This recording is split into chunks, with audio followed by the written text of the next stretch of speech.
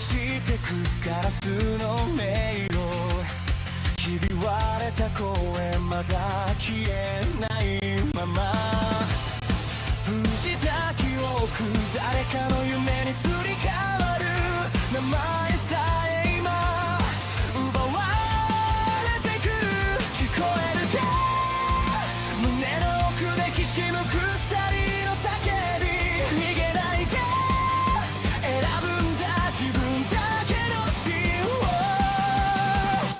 一つ書き換えられた世界で僕は僕を上書きしてくささやく嘘切り裂きながら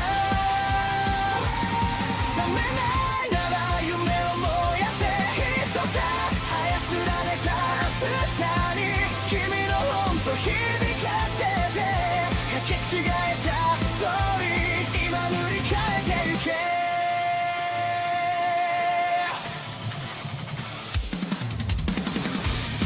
黒いタイピン運命にコードが刺さる笑うシステム感情を食らう震えた指でログアウト先を探してるでも君の手が確かにここにある忘れるな偽物でも選ぶ痛みはリアル奪えない願いだけが最後のパスワード一つ書き換えられた世界で僕は僕を上書きしてくささやく嘘切り裂きながら覚めないなら夢を燃やせ一つ操られた明日に君の本と響かせてかけ違えたストーリー今塗り替えてゆけ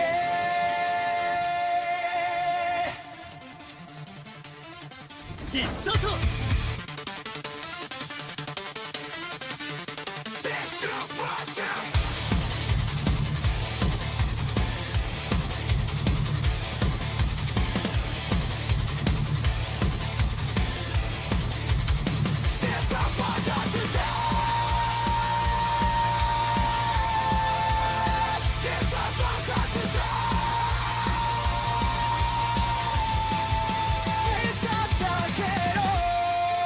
君の声で暗いスクリプトを壊して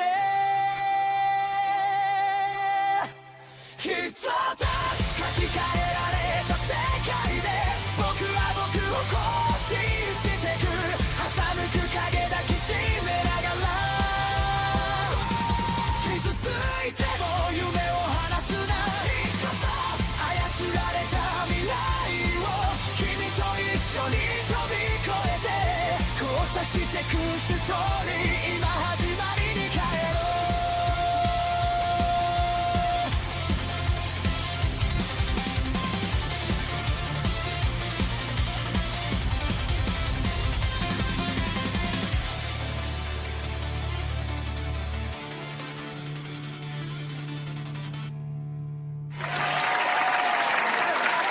That's right, boys. Shout out to everybody. Welcome to another episode of Hypnocast. We are live, boys. We are live. We are live. We are live. We are going to dive down the rabbit hole that is known as the internet. But before we do any of that, boys, you got to bring it in. Listen, come on, bring it in. Let's go. Hurry up. Bring it in. Let's go. We got already. Listen, the emotions are high today. All right. They're unbelievably high today. All right. There are people out there that are getting hit with reality, finally figuring out that your boy was right the entire time. All right. Your boy was right the entire time. When I tried to tell you many months ago, all right, I don't even know how many months ago, I was like, hey, the Steam machine, I think it's going to be like $9.99. I think it's going to be like right around $1,000. People were like, no, that's impossible. It's going to be like $400. I'm like, I don't know, man. I don't know. I think it's going to be $1,000. And everybody's like, no, it's impossible. No way. Well.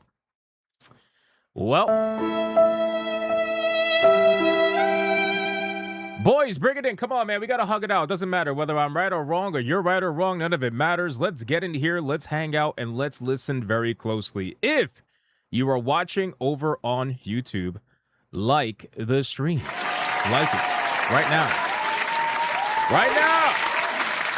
If you are watching over on Rumble, like the stream. Do it. Do it. And if you're watching anywhere else right now, that's impossible, and you're probably calling me a grifter like Tiger King, goddammit.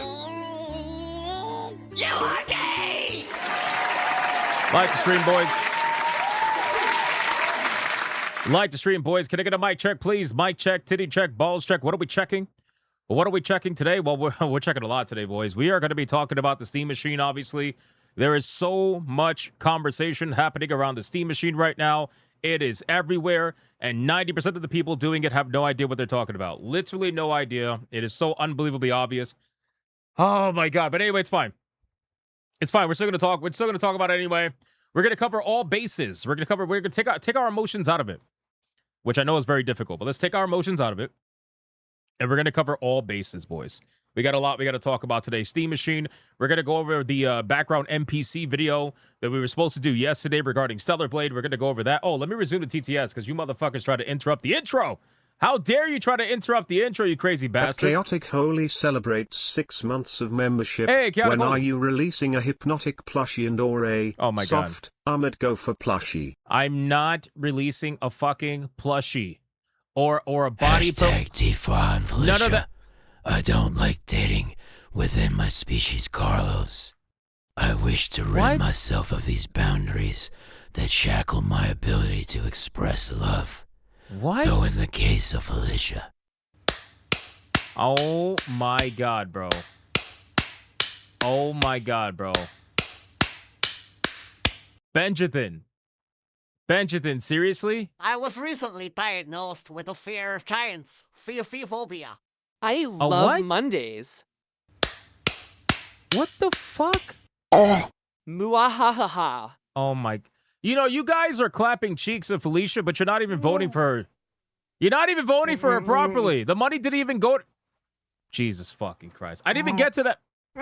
Shut up! I hate this fucking creature. I really do. Are you done? Are you done? Thank you. I appreciate that. Guys, listen, we got a lot we got to talk about. Hugging you, Carlos, is just straight wrong. Not because you are a man or a spec, what? but because you don't own an air fryer. A spec? Oh, you were trying to say spick, but it wouldn't let you do it, right? Okay, I respect it. I respect it. All right, that's fine. I appreciate the racism. It's good. Guys, listen. We got a lot we got to talk about today, boys. All right? We got to talk about Steam Machine. We got to go over the Stellarblade video. We got a lot of shit we got to cover, man. PlayStation getting sued. And you know what? This PlayStation lawsuit that's happening, I hope it happens to all the gaming companies, including Steam, by the way. And I'll explain why in a second, because it's very interesting. I really think we should talk about that. No, it's not my... Tifa. What? Hippo right about Steam Machine, more Stellarblade chaos. Yep. Hypno plushie sale. Nope. Is it Monday? Nope. Possible scampus or appearance. They're dead. Will chat behave? Nope. Probably not. Definitely not. Find out on Hypnocast. Definitely not. Definitely not. Deidre Connick, thank you for the 10. The narrator has spoken, guys. The narrator has spoken. The stream is ready. Guys, our ESG scores are at their maximum. We're fully funded. Like the stream. Let's go. All right. Listen up. I know you're all liking the stream because it's free. I get that. But listen, today is a big day. All right, today is a big day. Boys, it's going to be wild. Today is going to be one of those days where we're going to have... she will not make it past tonight, so let me comfort Felicia. Oh my God. Oh my God. Oh my God. He's still going. Bro, how many strokes? Now give the people anime and banana. Wahahaha. I love Mondays. Oh my God, this is going to be one of those days. I was literally about to say that we're probably going to have to minimize Red Boy clips if it gets a little bit too crazy today. I apologize. However, since this is the first one, we're going to get to that in a second, BioT Wolf.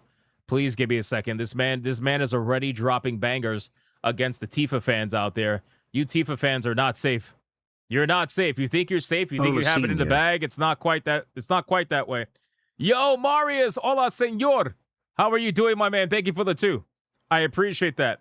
Guys, before we do the Bigot Army roll call, we got to talk about the battle that's happening today. All right, I was going to bring that up before Bio2 fucking slapped his dick on the table. Guys, today is a massive battle.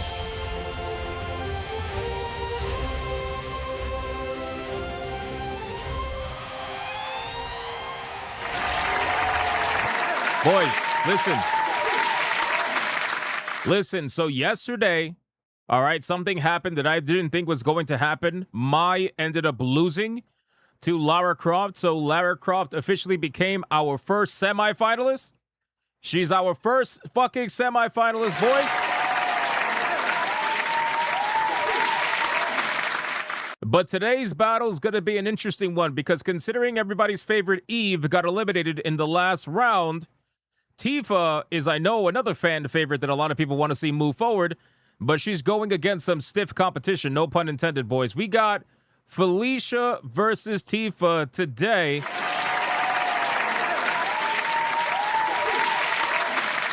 And whoever wins this battle is going to be going up against Lara Croft in the semifinals. What? Air the grievances, please.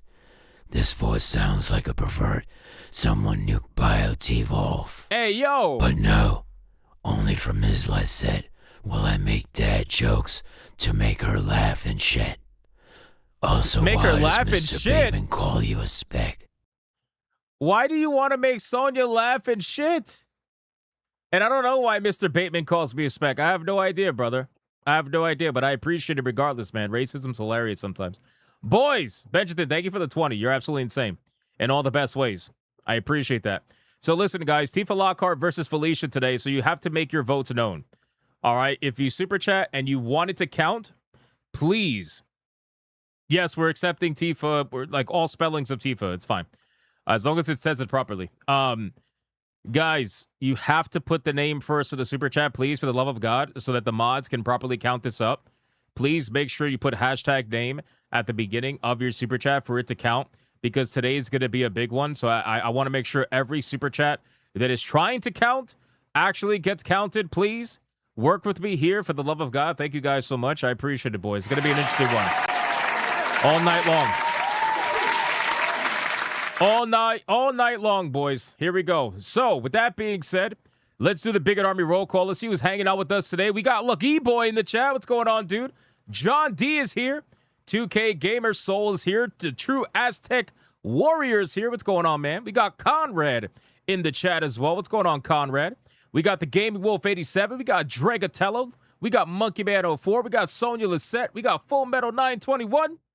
We got Netflix Foreign. We got Kiara Lunar. We got Mr. Castle. The Steam Deck is literally a scam at this point. Anyone who is considering buying one, don't. Just buy a pre-built gaming PC or make your own. I disagree, but I will explain why later on. I'll explain why later on. Kiara Lunar, thank you, man. What's up? No Hearts Left is here. What's going on, man? DSL thumbnail. Hey, yo, relax. You look like that time when I fell down the stairs and spilled Vegemite all over my dog. What? Nigel, the neighbor's kids started calling him something else too.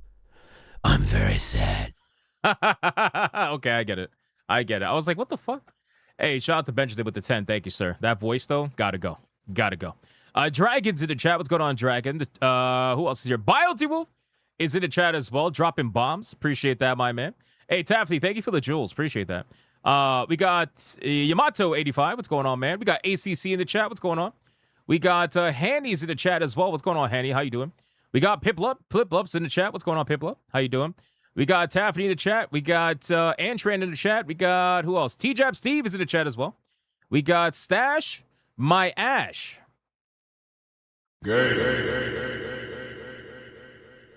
Is in the chat. We got we got Imperial in the chat. We got Romanizer 24. We got, let's see, who else? Vice Admiral Deku of Mars is in the chat. What's going on, man? How could they do this to us? It's outrageous. Brother, if you were looking at this machine and not thinking that it was going to be $1,000, you are not paying attention. I'm sorry. I love you guys. I do. But I've been trying to save it for, I think, well over 6 months. I think we're going on, what, like 8 months now? Maybe longer than that? I mean, I don't know. I lose track of time, to be honest with you. Captain Killer Guns is here. Marius is here. Blue Octopus is screaming at the top of her lungs is here. We got Bugsy is here. Dade404 is here as well. Who else? Let me scroll down. We got Signo is here. What's going on, Signo? How you doing? We got trying to call out some different names. Laifinite? I can never say that name. I'm sorry. I always think it's infinite, but then I see Laifinite. Regardless, there you go. It is what it is. Melody Johnson's here. What's going on, Melody? How you doing? Mystic Vegeta is here. What's going on, Mystic Vegeta? Dragon is here. Old Man Cat is here. What's going on, Old Man Cat? And let's see. Let me scroll down. Seabrew 1138. What's going on, man? How you doing? All right, 4 more people. Then we got to get on with the show, boys. Let's call out the people on Rumble. We got David, 3X Anime over here on YouTube. Shout out to David. I see you, man. I see you. And over on Rumble, we got, let me scroll up. I got to scroll up for Rumble. We got Crash Collins over on Rumble. What's going on, dude? Also, you were right without the controller. Crying face emoji. I was right. I keep telling people, man, nobody wants to listen to me when it comes to Steam shit. Nobody wants to listen to me when it comes to Steam shit. I swear to God, bro. You would think. Anyway, it's fine. Life Herod over on Rumble. What's going on, dude? We got T-Jap on Rumble. We got Democulus over on Rumble. Genetic Explorer on Rumble. We got, let me scroll down. Kurakami over on Rumble. What's going on, dude? And Griffin of Might over on Rumble. What's going on, man? And last but not least, Diet Spam over on Rumble. Viovis over on Rumble. What's going on, brother? And let's see. Any last new names? No new names, but we got Dark Exile, the legend. And we also got USMC over on Rumble as well. What's going on, dude? All right, boys, listen. I called it as many people as I possibly could. I would normally say let's sacrifice your fellow Bigot Army member for a money shot, but considering everybody feels money shotted by Valve today, I think it's safe to say let's just give it to everybody yet again. It's just easier that way. Everybody gets it. Everybody gets it today. You're all getting it today. Every single one of you.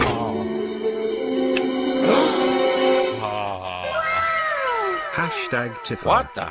If you people actually paid attention, if not, it did call this, so don't be that surprised that this happened. I'm not.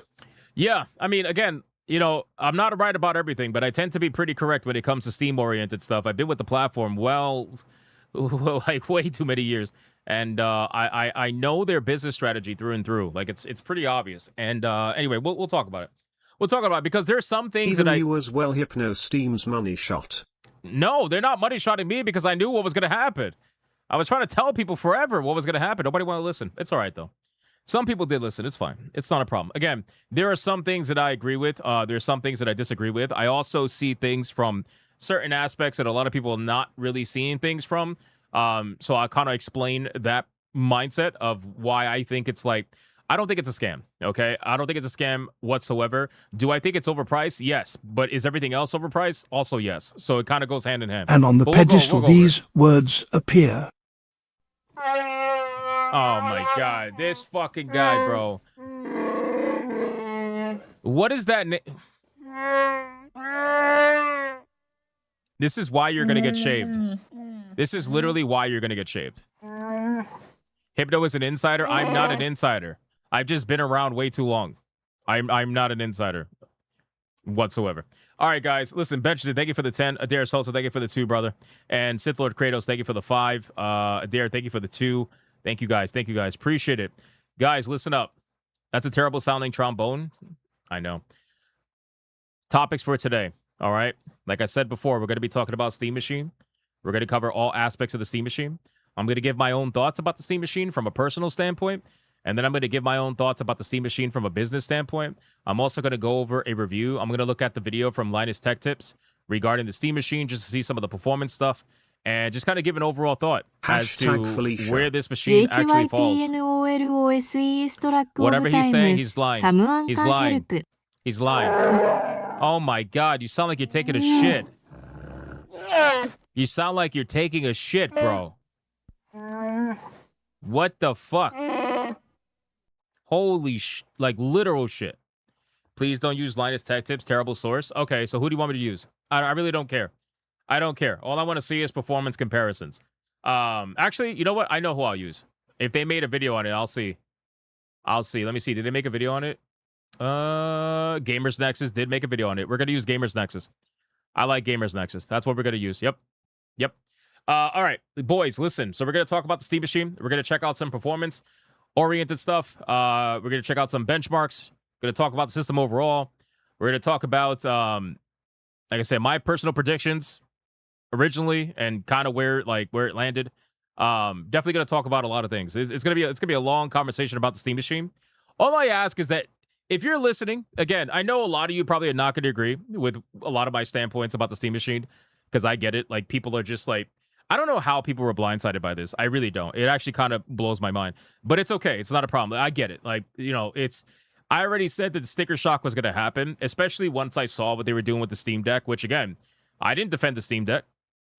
I flat out said that the Steam Deck was super overpriced at what it is. I just can't justify telling someone to get a Steam Deck at that price.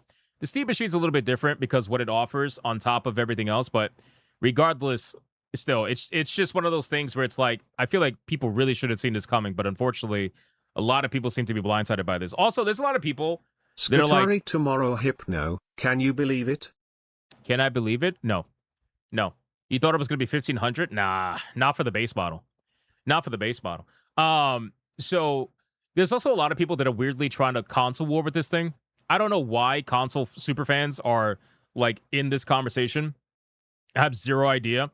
I've been telling people since the beginning, it is not in Steam's prerogative to compete with consoles. That's not the reason why this exists. Like, people, I really think that people have a fundamental misunderstanding of what this machine is and what it's for, and who it's for. On top of that, too, they don't give a fuck if they sell more or less than PlayStation or Xbox. They were never going to do that. That's literally impossible because they don't market to the mass audience.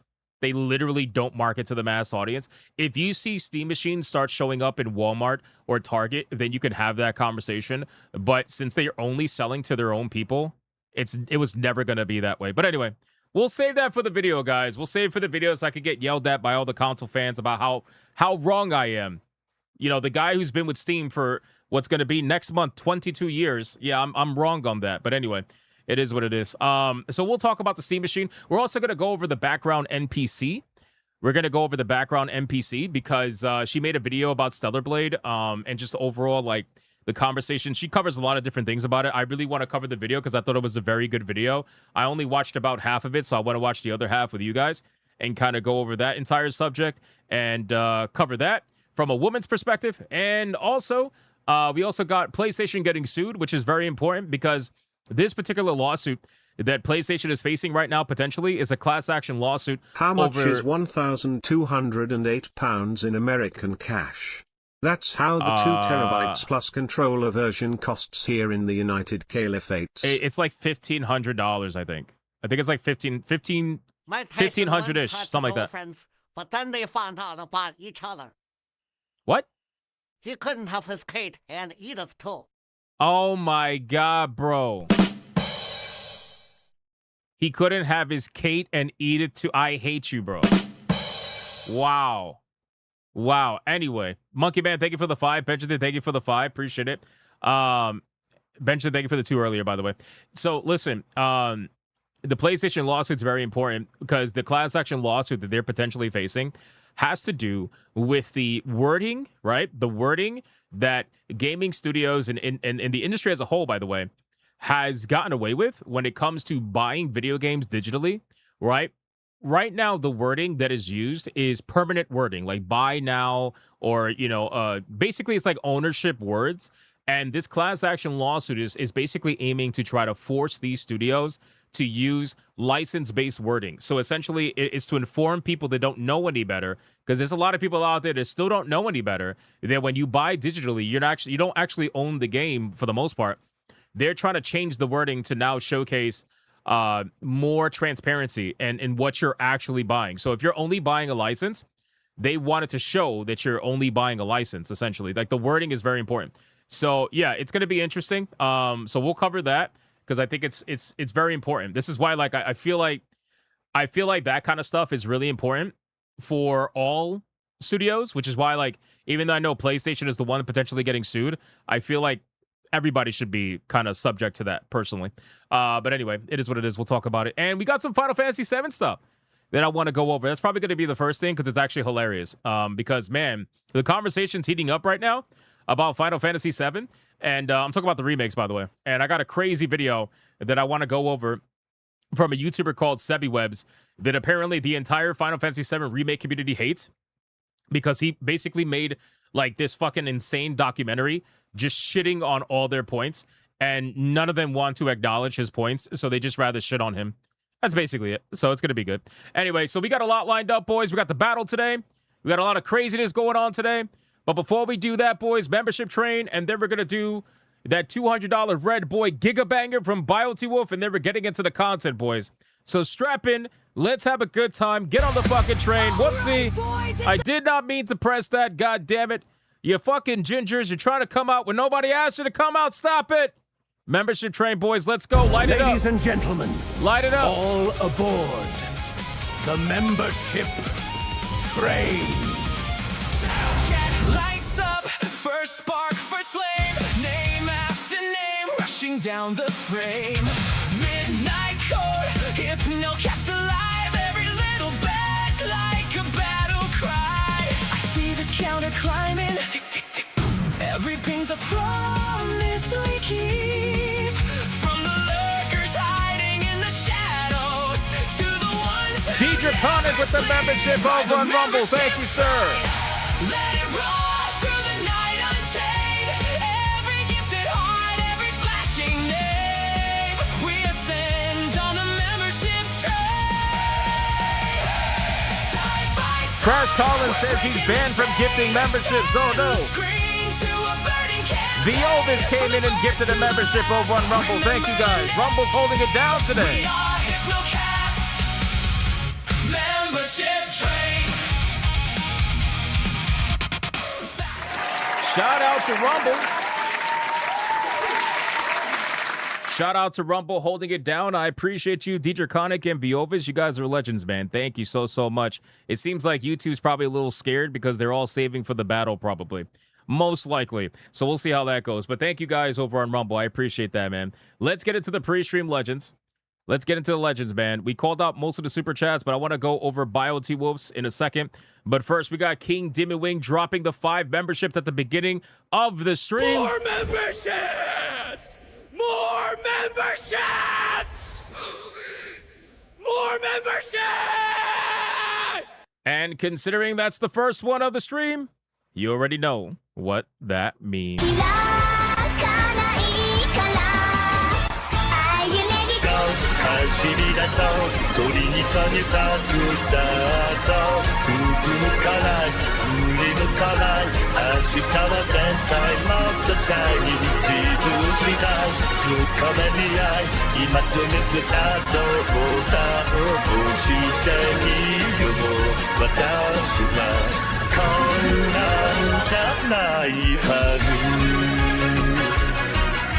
Shout out to King Dimmy Wing. Thank you, my man. I appreciate that. Fucking legend. And then speaking of legends, we got BioT Wolf. This is going to be a weird one because he's going to start you off with a boner with the anime waifu clip, and then he's going to deflate you with the banana clip.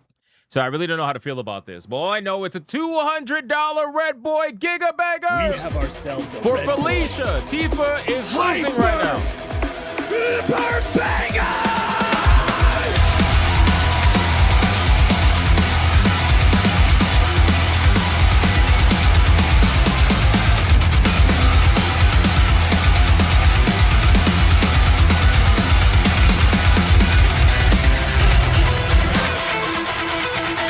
Get ready, boys. Get ready. All right, boys. We got another Red Boy Hyper Banger. Let's bring the ladies in.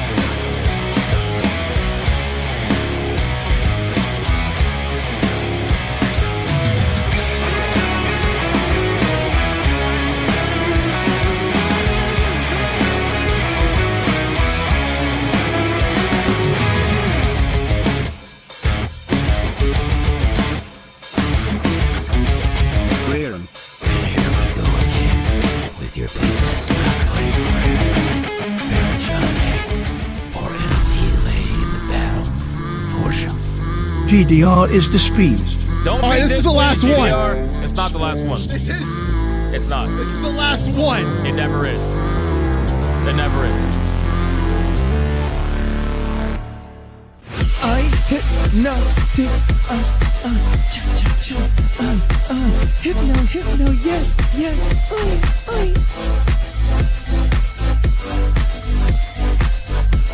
big, strong, beefy man. Biasy Wolf destroyed everybody's boner.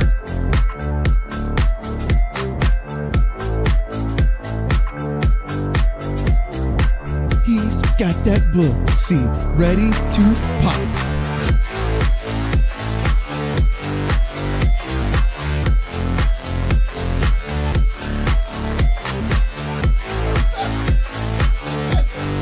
This man said perfection, brother. You gay as hell, boy. You're gay as hell. This man gay as hell. Tell you what, just like this. Try to relax your anus. And there's a little bit of a... Your shoulders. You gay as hell.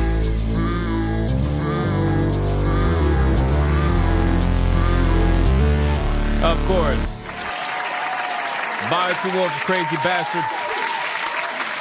Thank you so much for the $200 Red Boy Giga Banger. Someone come get your dad. Thank you so much, my man. Putting Felicia well into the lead. So right now, Tifa is getting felted. We will see what ends up happening towards the end of the stream. But remember, whoever ends up winning this particular battle, they will move on. They will move on to the semifinals to face off against Lara Croft. I feel like either waifu would be really good to face off against Lara Croft, but, you know, we'll kind of see how that goes, boys. We'll see how it goes throughout the stream. Format with $1 on Rumble says hashtag name and then Tifa. Did I do that right? Sure. We could say that you did. Thank you, Format. Appreciate the $1, man. All right, boys. Are we ready to get into this, man? Are we ready? Are we ready to get into this? A couple of things I want to take a look at really quick. Number one, I want to take a look at the new 30-second trailer that was posted by the official Final Fantasy Resonance account. I want to take a look at it and see what we got going on here, boys. Come on, you know I'm interested in this game. I'm excited for this, man. Let's check this out. See what we got going on. Ding! Final Fantasy 初の HD2D 作品。俺たちの目的はクリスタルを守ることなんだ。出会い、そして別れ。700年の重き罪、その命で償うがいい。戦いの先にある真実とは。思いは次元を超え共鳴する。ファイナルファンタジーレゾナンス10月22日発売。This game looks so good. I'm gonna play the shit out of this, man. I'm gonna play the absolute shit out of this. It's not even funny, bro. Not even funny. I'm excited for that. Very, very interested. All right, enough of that. Let's get into... you know what? Let's do the Final Fantasy VII subject first. Because if we don't, we're not going to get to it. I have a feeling. Because the Steam Machine conversation is going to take quite a bit. Quite a bit. So, all right. You guys know, right now there's a lot of conversation happening around Final Fantasy VII Rebirth. And specifically Revelation, the upcoming Revelation video game. And the reason why is, well, obviously the new game's coming. And not only that, the reason why is because Maximilian Dude ended up putting out a video essentially saying that 95+% of the people love the remakes and that it's only a very, very small minority of people that don't like the remakes. He was essentially trying to downplay a lot of people's criticisms about the remakes, and that because the game is highly reviewed by the journos, and because the game got nominated for awards by, guess who, the journos, that somehow made the video game so unbelievably good, and that everybody's just hating on it just to hate on it. And then he said that 95% of the game is essentially the same from a story beat perspective. That's what he tried to say. So naturally, I kind of tore that apart in my last stream and went, you know, bit by bit over why I believe that is just absolutely bullshit. And how none of that's true, and that this is clearly just an attempt to try to downplay criticism because, well, to be quite frank, this is the same guy who had the director of the game over his house for an interview. So let's be real. You know what I'm saying? Like, I've got to keep it 100 on that. Now, with all that being said, Sebi Webbs is somebody. He's a content creator who a lot of the Final Fantasy VII Remake fans do not like. because essentially he has made a ton of videos breaking down all the bullshit that the new games are doing in comparison to the old games and why, you know, they're not as good as people are saying, especially if you're a fan of the original Final Fantasy VII, which is where a lot of the complaints are coming from. Let's check this out and see what we got. It says, according to this Final Fantasy VII Remake fans, this is what 95% of the same looks like. Keep in mind, they're trying to say 95% of the game is essentially the same and that only 5% is different.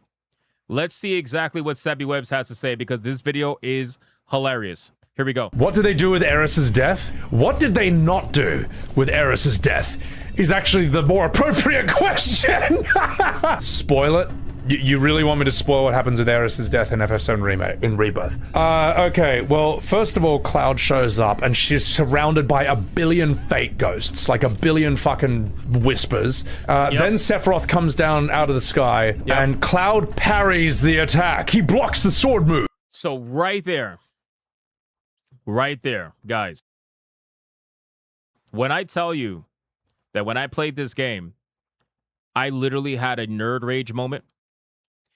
This is one of the moments where I had a fucking nerd rage moment. This is why when all the people online try to say, oh, the game is pretty much the same. When the game is like, the game's pretty much the same. It's totally the same. Are you fucking kidding me, brother? Are you kidding me? Did you miss the part where Cloud parries did that happen in the original? Did that happen in the original? Guys, anyway. Then the party shows up, and Cloud's holding Eris in his arms, and she's alive, and she's dead. No, wait, she's dead. And Cloud's like, oh no, I'm sad. And then Eris's hand touches his cheek. She's like, don't worry, I'm alive, uwu. Cloud's like, whoa, we're having children. Then you fight Genova, and... Okay, so this is going to be funnier the more that you know about the story.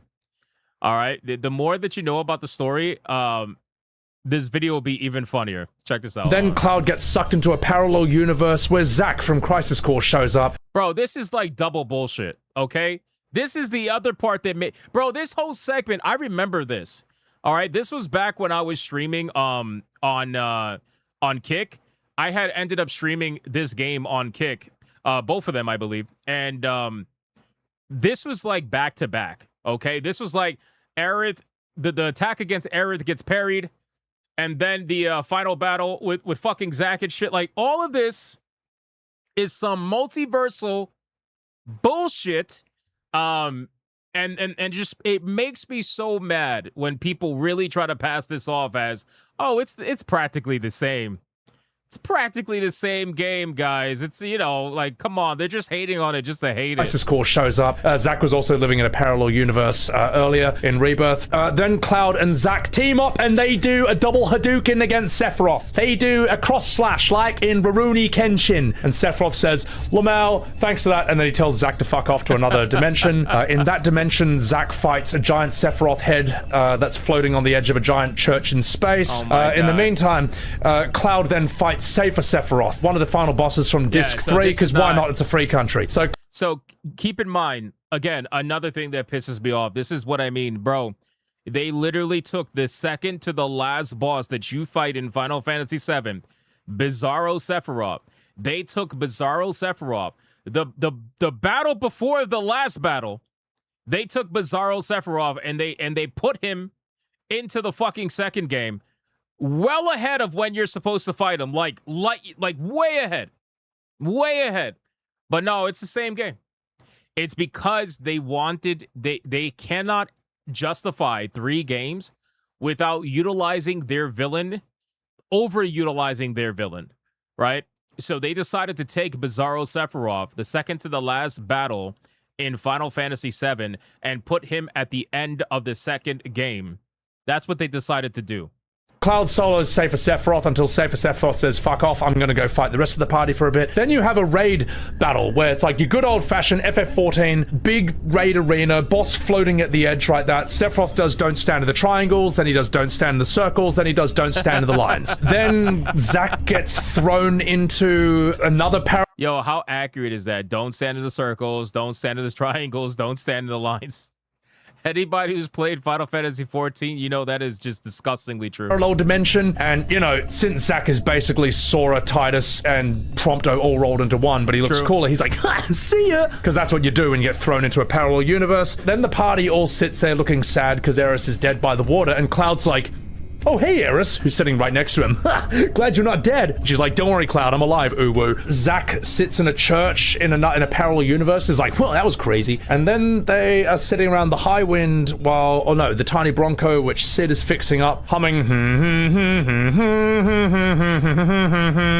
Then Aeris walks up next to them, and Red 13 notices her energy, but he can't see her. Cloud says, hey, don't look up, everyone, because the sky's split in half. And everyone looks up, and there's no split. And then they all just think he's crazy. They all get on a plane, and Aeris in Cloud's mind, or in a parallel universe, possibly Aeris from Advent Children, who knows, says, okay, don't worry, Cloud, I'll stop Meteor. And he's like, no worries, uwu.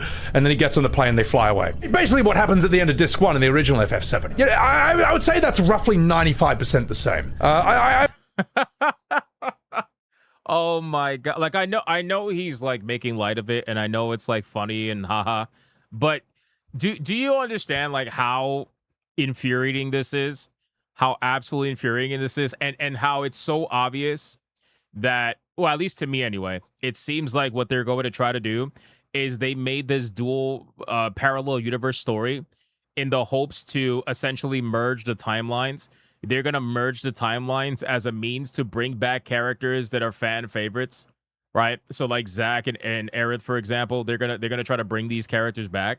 Although I think Aerith might stay dead, but I think they're going to bring back Zack because Zack's life ended, you know, really tragically, obviously, being gunned down by Shinra soldiers. So, you know, I see all of this as just this massive fucking gaslight because, again, when you have people that are out there saying, oh, yeah, the story's 95% the same, brother. Really? Like, how is this? How is this going to be? I don't understand.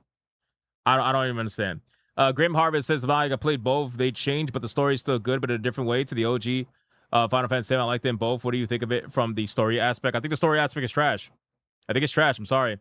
I do, unfortunately. But again, I've admitted that my obvious bias is towards the original because I think the original story is damn near perfect, especially from a pacing standpoint. I think it's perfect. I think the story starting off as an obvious battle, and it's more like a battle against a major corporation turning into a battle for the planet's life and all that, and how it all ties together.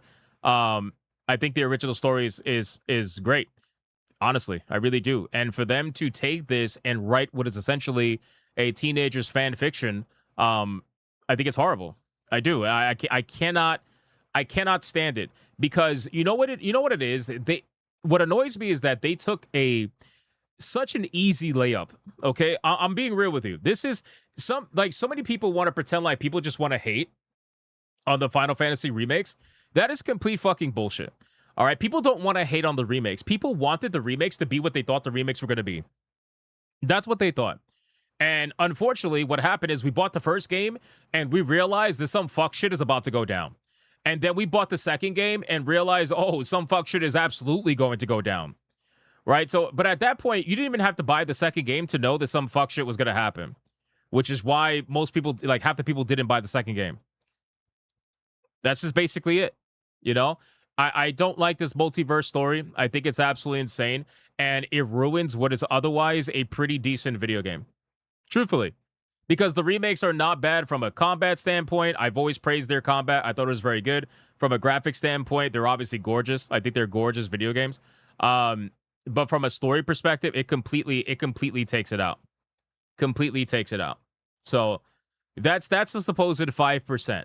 And again, I know there's some major fanboys for the remakes. I know. I get it. I understand. They don't even want to have the conversation about the OGs. But the funny thing is, you wouldn't even have the remakes if the OG wasn't successful in the first place. I'm just being real with you. Again, it's the writers. I don't even know. Maybe it's the writers, but it's also, you know, anyway, it's fine. It's fine. It is what it is. So the narrative is filled to the brim with padding. I mean, that's just them trying to stretch out the story. The second game is filled with a whole bunch of fucking nonsense just to stretch out the story so they could eventually get the third one. So That's essentially it. But I thought this video was hilarious. So again, go check out Sebi Webs. A lot of Final Fantasy VII Remake super fans do not like him. I went down the rabbit hole a little bit, checked out his account, and I see a lot of people just absolutely hate him, but they never seem to really be able to argue the points that he makes, which tends to be the case because the people usually can't argue the points because they don't know the points, you know? Anyway, corporate office, the blame too. There's a lot of people to blame. It's not just, it is not just one thing. It never is just one thing. It never is just one thing. They can't articulate. They can't chimp out. What a surprise. What a surprise. No, I don't think that's it. I just think that they don't. I think that they really like the remakes, which is fine. You're allowed to like the remakes. Nobody ever said you can't like the remakes. It's funny because people are telling me I can't not like the remakes. But anyway, that's a whole other thing. You can like the remakes, but you're not going to like the remakes and in the same breath tell other people that the game is 95% the same. That's just not gonna compute. The game is not 95% the same. That's completely bullshit. Even if you take away the story elements, it's not 95% the same. The gameplay elements have been completely changed, obviously. So trying to say it's like 95% the same, it's such a bullshit cope just to try to downplay the arguments that people are making against the remakes. You know? That's really what it comes down to. But it is not 95% the game. It's completely bullshit. But it's perfect. Of course, it's perfectly fine. I like them. Yeah, of course. The characters are 95% the same. Yeah, some of them are so 95% the same that the ones that were supposed to be dead are somehow magically alive in this 95% the same video game. Because, you know, it's 95% the same. Anyway, that's basically it for the Final Fantasy VII remake situation. It's interesting watching the conversation go down online. And every once in a while, you know, if I find something interesting, I talk about it. That's basically it. It's 100% different. I know. Let me resume the TTS really quick. And then we're going to get into the topics. We love the horse cork. Put horsehole into the shock. Horse cork. The horse cork is crazy. It tried to say cock, but it won't say it. It won't say it. Yo, Mickey? Mickey? Hey, Mickey became a member. Thank you, Mickey. I appreciate that. I appreciate that. Thank you. Thank you for becoming a member. Thank you so much. Torno with a 5. Automatic checkout items. Lie to the audience. Introduce the multiverse. Abandon the villain hero dynamic of the OG. Change the genre. Severe remake itis. Yeah, again, guys, it's for me, the first video game was paced very well. Very, very well. There was just enough mystery surrounding Sephiroth to keep you going. And then as the story starts to wrap up, well, the story, to be fair, the story really doesn't wrap up with Shinra, even towards the very end. Like, yeah, obviously, when the weapons start attacking and whatnot, like, the overarching story of Shinra is pretty much, like, over. There are elements to it that are left over, like the Turks, for example, but realistically, like, it starts to transition over from a story about Shinra, and then it combines Shinra and the chase against Sephiroth to kind of together. You get the whole Hojo story arc with Sephiroth and whatnot. Slowly but surely, it starts to meld, and it eventually becomes strictly about stopping Sephiroth. It was paced very well. But with the remakes, because they had to put Sephiroth, well, they didn't have to. They chose to, right? I'm sure they got, like, from the higher-ups at Square Enix, they're probably like, hey, we got to put Sephiroth in every fucking game.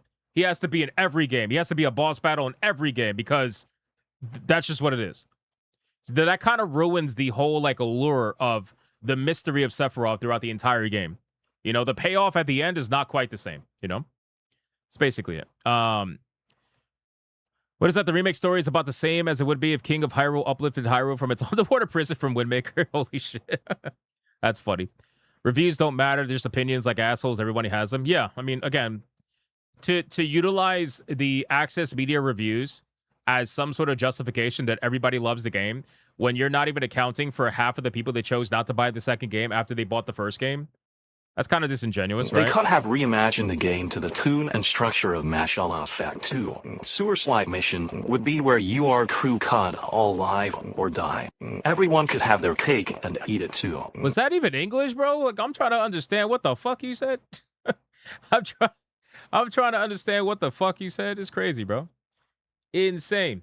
But yeah, like everybody reviews the game. Like, you could look at Steam reviews. They're pretty decent, right? Steam reviews are pretty decent.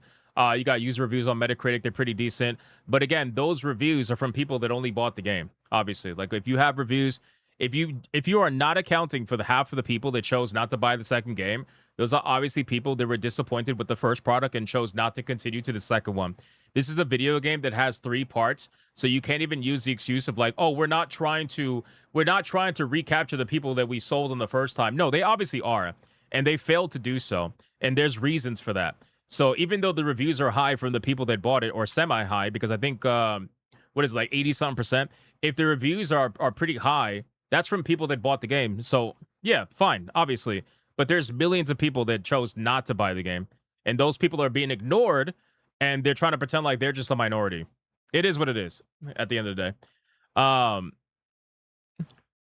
Wait, what? Man, some people haven't played him yet. Already ruined the part you fight Sephiroth both times. Some video a week ago and some other shit. And I was in the shower, couldn't mute, pause it. Brother, again, like, these games have been out for years. I'm sorry. I don't know what to tell you. I apologize. Also, the story of Final Fantasy VII has been around for a very long time. So, I mean, hey, don't worry. The game is 95% the same. Just checked the Steam machine price in Oz $1,609 and $2,228 yen. I'm out on that one. Damn. Australia getting fucked. That's crazy. All right. We'll talk about it. Let's talk about it. They should call it Reimagine instead of Remake.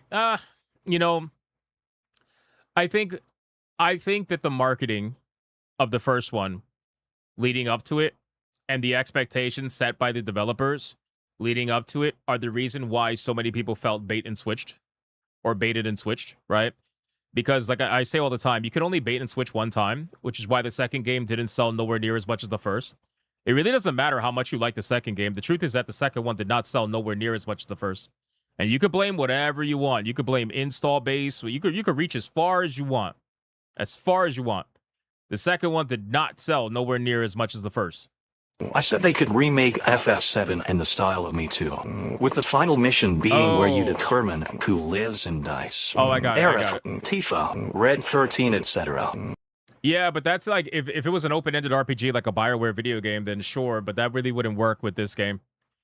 That really wouldn't work with this game. This is a strict narrative experience with, you know, a beginning, a middle, and end. So I don't think that would necessarily work. But yeah, I get what you're saying. Let's see. Let's continue. All right, boys. Let's pause the TTS. We're good on Rumble. Don't forget, guys, we do have the battle going on today, ironically. Ironically, with the Final Fantasy VII waifu, Tifa. Tifa's going up against Felicia. She is currently losing by a large margin. So all you Final Fantasy Remake fans, maybe you should figure something out. All right, boys, let's pause TTS and let's get into the topic about the Steam Machine. Let's talk about it. Let me bring up the video from Gamers Nexus. We will talk about it. Let me bring it up. All right. All right, boys, let's talk about the Steam Machine. This is what everybody wants to talk about today because it's pure chaos, all right? It is pure, absolute chaos what's happening right now with the Steam Machine. And I think a lot of it is coming from people that ultimately feel blindsided. They feel blindsided. Now, I don't personally know why that is. For months now, probably like 8+ months now, I've been talking about how it's in my belief that the Steam Machine is going to be $1,000 for the base model. I think I said $9.99 was my estimation. And also, just for clarity's sake, I still personally believe that they would have been better off eating that like $50 and pricing it at $9.99. I think pricing it at $1,050, just showing that 4-digit number for the base model was probably not a good idea. I think they definitely should have ate that $50 and priced it at $9.99 just for an optics sake. I know that might sound insane, but it's not. Like, from a sales perspective and an optics perspective, I think the $9.99 would have been a lot smarter of a move. But anyway, so the Steam Machine pricing has been revealed, and the base model is like $1,049 or something like that. Basically like $1,050. That's the base model without a controller. The controller together, I think, is like around $1,200, and the 2 terabyte model with the controller is right under $1,500. Okay. So people are looking at this Steam Machine, and they're basically saying it's a ripoff, it's a scam, it's overpriced, whatever. What I'm going to do in this segment is first I'm going to look at Gamers Nexus review. We're not going to watch the whole thing because it's about an hour long, okay? But I will link their video so that you guys can check out the whole video if you're curious about the performance and whatnot. We're going to listen to what they're saying, and then we're going to go into my own personal, perspective when it comes to the Steam Machine overall. So let's check this out and see what they got to say. I'm curious about Valve's it. Steam Machine reservation queue is launching today for $1,050 for a 512 gigabyte model and $1,350 for a 2 terabyte model. They also have controller bundles. We'll put the conclusion up front, no bullshit. In GPU-bound gaming performance tests and with SteamOS for the machine versus our standard Windows bench, we found the Steam Machine performed closest to the RX 6600, Intel B570, and RTX 3060, with one instance of an RX 7600 match. The most immediate cards ahead of the Steam Machine and from modern generations were the RX 7600 and RTX 5050. It's not particularly powerful, mostly because it literally isn't powerful. Valve is limiting the TDP pretty hard on these parts due to the PSU capacity and for thermal reasons. Power consumption has it in the range of 170 to 180 watts gaming and in the low 200s for full torch or load, but that drops within minutes of starting. Thermally, the Steam Machine did better than you might expect with its closed-off front plate, but we were able to improve CPU clock boosting by dropping temperatures several degrees with a mod that we 3D printed. CPU performance and Stellaris simulation time benchmarking had the Steam Machine at around the level of the R7 3700X or R5 3600. Decompression testing had it at the R5 2600's level, with Blender putting it near the 5600X. Those are the key details up front. We have a lot of commentary on SteamOS as well, but we also have a lot of testing to do today to prove our work. All right, so before he gets into it, all right, a couple of things that I really want people to understand. And again, try to take your emotions out of it, because people argue this shit from an emotional standpoint. We're not gonna do that here. Here's a couple of things that people don't keep in mind, okay? Is the machine too expensive? Yes. Is it too expensive because everything else is too expensive? Yes. I don't believe that most of the people arguing about this online, and I'm talking about arguing about it. I'm not talking about talking about it. All right, there's a difference. The people that are like fighting over it and trying to pretend like Steam is ripping people off, they're thinking of this machine as a console and not as a PC. That's number one. They also don't factor in a couple of things compared to consoles that the Steam Machine does have differently. For example, you cannot underestimate how impactful it is that the Steam Machine is running on SteamOS. That alone increases the performance of most video games pound for pound when you're looking at different hardware compared to Windows. This is why a lot of handheld Windows-based consoles or like handheld, whatever machines you want to call them, these handheld machines that run Windows are notoriously running worse than the handhelds that run SteamOS. Another thing that's very important about this is that Steam is really not trying to be out here and be in the hardware game. They're doing it just to basically increase their ecosystem and to say that they have options for people. But what they're also doing is they're releasing the technology and their operating system to anybody that wants to make a competitor to the Steam Machine. They're just putting it out there. It's basically like open source. So people can make competitive Steam machines just like people made competitor handhelds. That's the entire point. So they don't really care. If you make a competing machine and you're out there using SteamOS and making a, let's say, more powerful Steam machine or something that people would think it's worth it for the price or whatever, or maybe you make one that's same specs but cheaper, that's also possible, then yeah, sure, maybe. But at that point, it's really not about the hardware, it's about the software when it comes to Steam, because they just want to make access to their ecosystem have zero excuses. That's really what it is. They don't want anybody to have an excuse not to be able to try Steam. So that's why they're offering this headset that I don't think many people are going to use. And they're offering the Steam Machine that for all intents and purposes is very niche. And we'll kind of explain why I think it's very niche. For the console warriors out there that are trying to console war with the Steam Machine, I don't know why you're doing that. It was never meant to be that. I don't know how many times I've said this in many different streams, on many different SNHs. I even had an argument with some of the guys on the stream on SNH because they don't, these people, they don't understand what the Steam Machine is supposed to be and what Steam as a platform is trying to achieve. They just really don't get it, and that's fine. But again, guys, I've been with Steam for going on almost 22 years now. I know this platform through and through, and I know what they're trying to do. But anyway, SteamOS is huge, and I really am very curious to see just how much it actually does affect future machines when they start spreading it out and people make competitor machines. I think it'll be very interesting. That's what I'm more curious about, because look at how many handhelds we got. Once the Steam Deck dropped, look at how many handhelds actually got made. Think about that, right? So anyway, we'll talk about it. There's a whole bunch of things involved with it, a whole bunch of different comparisons. We'll make a true comparison, chart and kind of talk about it and see what we got. But anyway, let's continue. Including the fan tester to test the built-in custom fan. I thought they were trying to get into console-only gamers' hands. See, that's the thing. They're not. They're literally not trying to do that. They're not. They were trying to take some of the console pie. No, they were not. They were trying to make guys. They've already taken the console pie, doing literally nothing. This is what I want people to understand. They're already bigger than PlayStation in terms of the amount of active users. They're bigger than dedicated Xbox in terms of active users. They're at almost 200 million active users. PlayStation and Xbox are not at that point. Xbox is there if you include their mobile sector, but they're not there if you include specifically Xbox as a platform. They already are there. What they're trying to do is make it so that, because they realize two things, okay? Number one, they realize that 75% of their user base does not have a machine that is stronger than the Steam machine. I know that's crazy to think about, but that's genuinely the truth.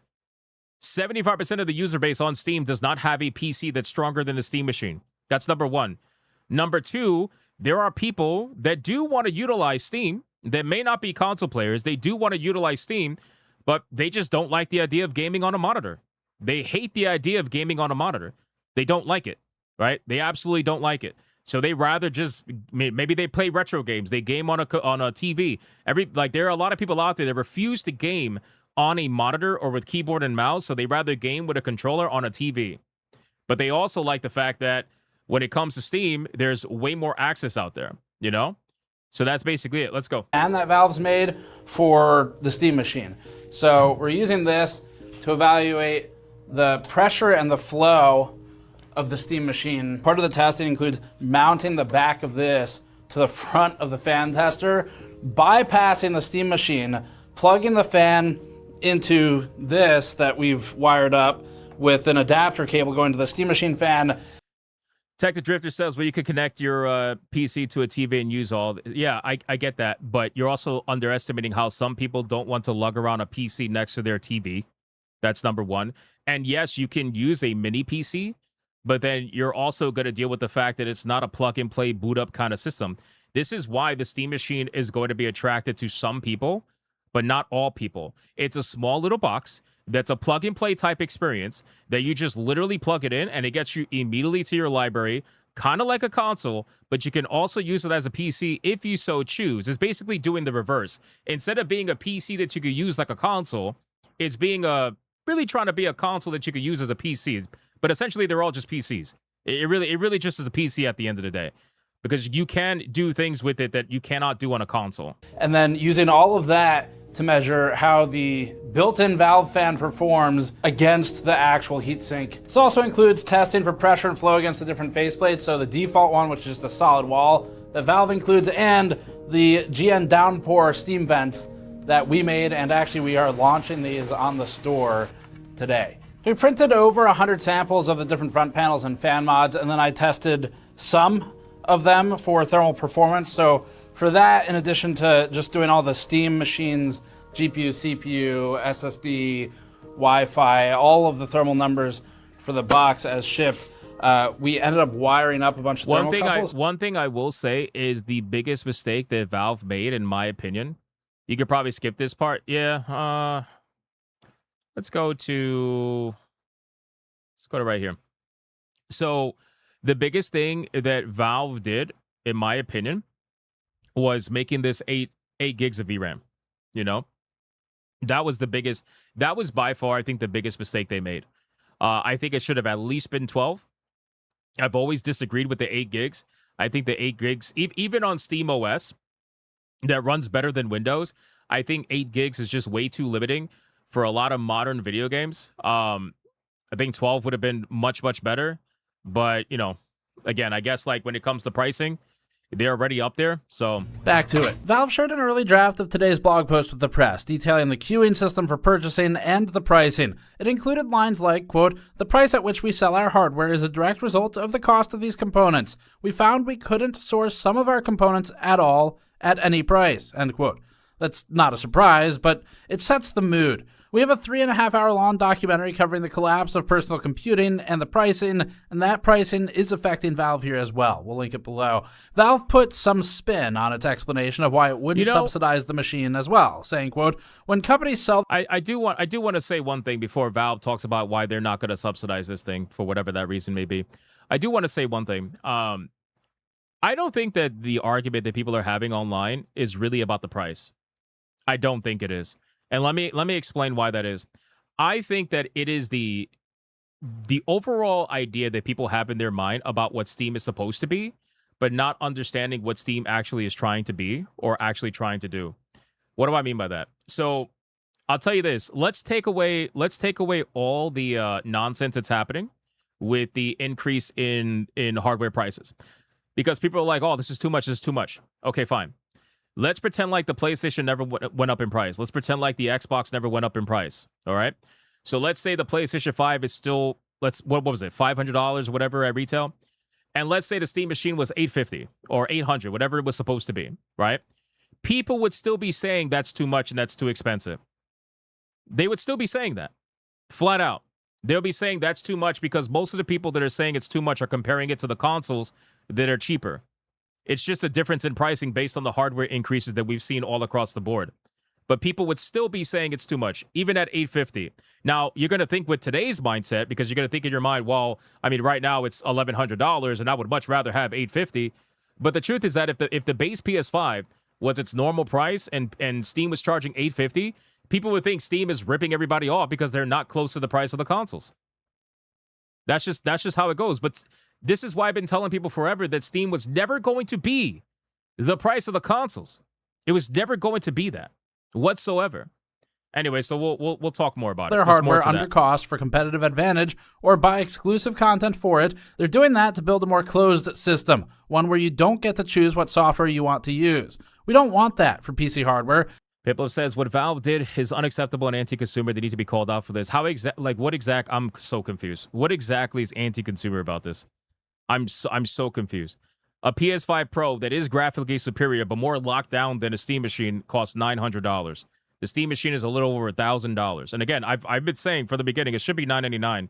It should not have been $1,050. That was dumb from optic standpoint. But like, how exactly for $150 some odd dollars? Here's what you get. All right, and again, I'm only telling you the facts of the situation. The Steam machine will offer you Steam's support, which is vastly superior to PlayStation. It'll offer you a refund policy that is also vastly superior to PlayStation. It would allow you to play for free online because you don't have to pay for a subscription in order to get online play for the Steam machine. That alone will make the Steam machine cheaper than the PlayStation after a couple of years. There's so much that goes into this that isn't just the actual price. So nobody thinks about that stuff.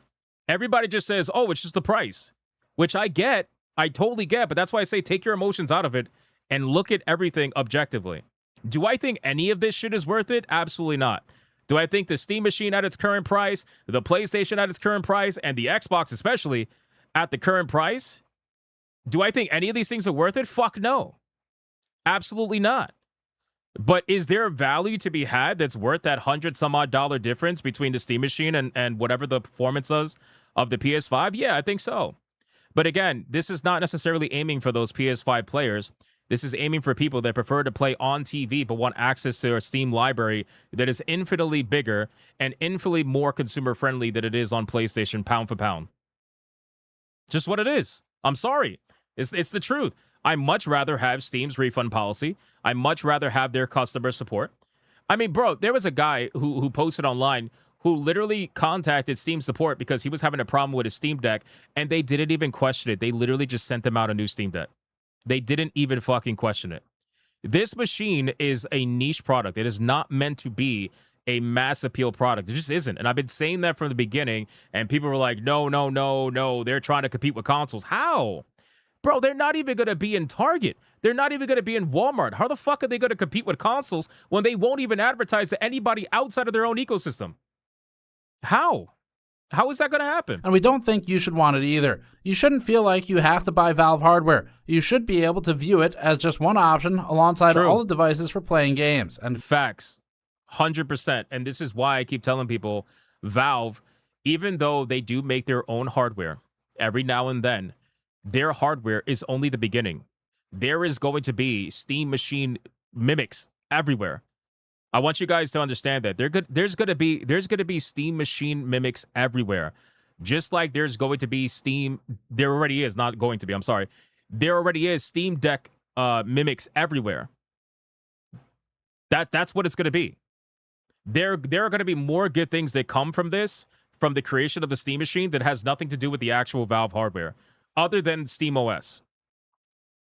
Quote, "This is making the best of a bad situation, but we could also imagine Valve getting criticized for undercutting smaller manufacturers at $600 at a time when it's in a lawsuit over alleged monopolization would harm the credibility of its defense. So their choice of publishing it this way makes sense from a legal standpoint as well. With the actual prices of the Steam machine, we definitely don't think they're in any danger of looking like they're unfairly undercutting people." Most of the rest of the post explains the complicated queue system Valve set up to combat scalping. If you sign up before June 25th, you get a random chance to be put in a randomized reservation queue, not chronological, and the overflow gets... By the way, how many people in here actually signed up for it? Out of curiosity. How many people in here actually signed up for it? Should I do a poll? Let me do a poll. I'll do a poll right now. I'm curious to see where the chat stands. Did you sign up? Yes, no. I'm gonna put a poll in the chat. Just let me know what you guys I'm sure most of you did not. But I'm curious to see just where the numbers are. This is signed up for it. This is not necessarily like you're going to go through and buy it, although you probably would if you obviously signed up for it. But I'm just saying, like, what's... For what? For the Steam machine, Full Metal. For the Steam machine. So, like, if you signed up for it, yes or no? Tempting, but... Wait, what? Tempting, but you bought a new PC instead. Hopefully that was a good move. You talking about me or talking about you? I'm confused. Did because I'm shameful. Actually might go through it. Signal's like, I'm shameful. I was so shameful for pressing that button. Oh, you bought a PC. Okay. No, so another thing too, guys, is like people think from a hardcore PC gamer standpoint where they're like, well, for that money, I could just get a PC. Yes, you can, but this is not really aiming for people that are okay with playing on a monitor.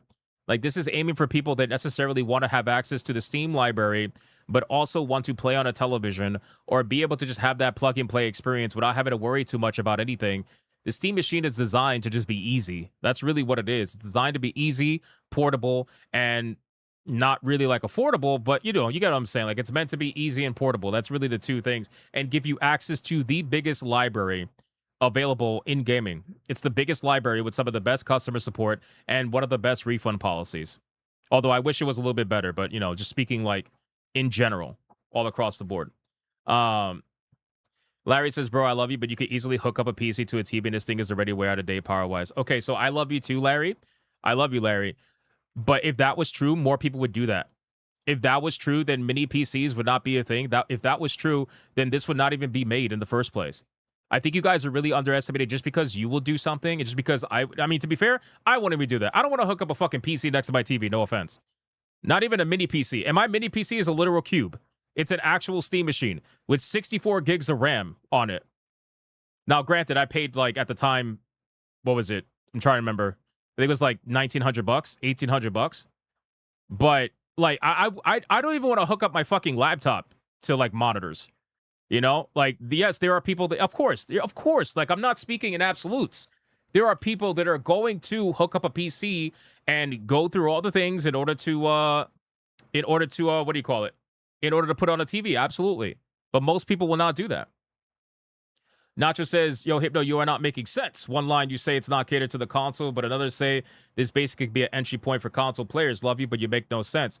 So what I'm trying to tell you, Nacho, is that it does make sense because there are people that have regular PCs that are Steam users, but their regular PCs cannot handle most of the video games that are out there, and these regular PC users, maybe in the back of their mind, would rather play on a television, so when they see something like the Steam machine that is more powerful than their regular PC, they might be more interested in using that, because not only can they use it as a regular PC with a monitor and a keyboard and mouse if they want to, but they can also utilize it on the television if they so want to too. This is not just going to appeal to people that want to use it on a TV. This can also appeal to people that have weak computers. They want to buy something that's a plug-and-play machine that they could use as a PC or at least on a monitor with a keyboard and mouse setup if they so choose. Just because it's a box doesn't mean you can't use it with a keyboard and mouse.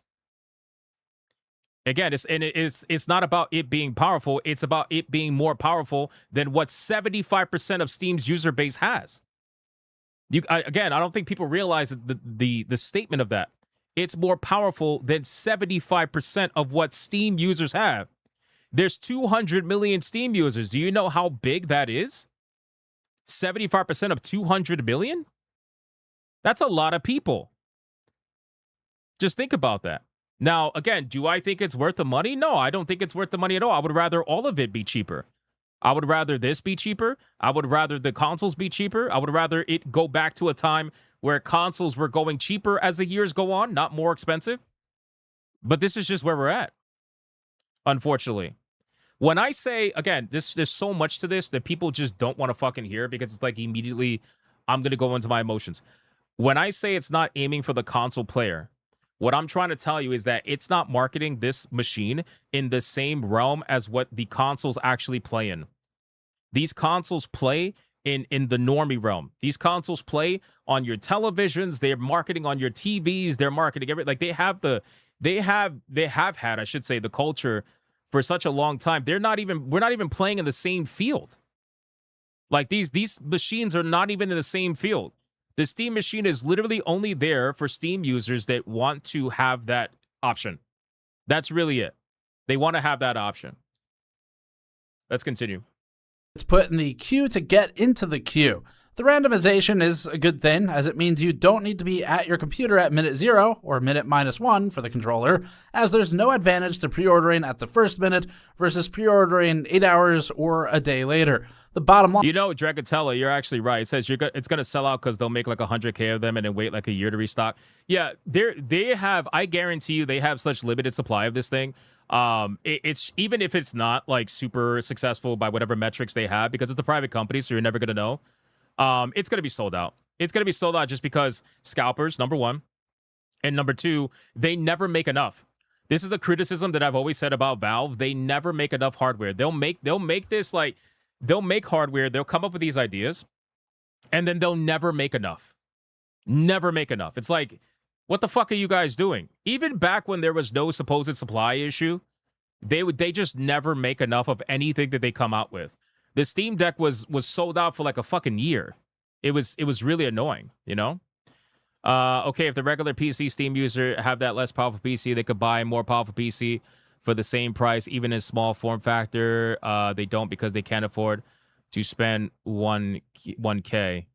Yes, but oh my God, I feel like I'm going in circles.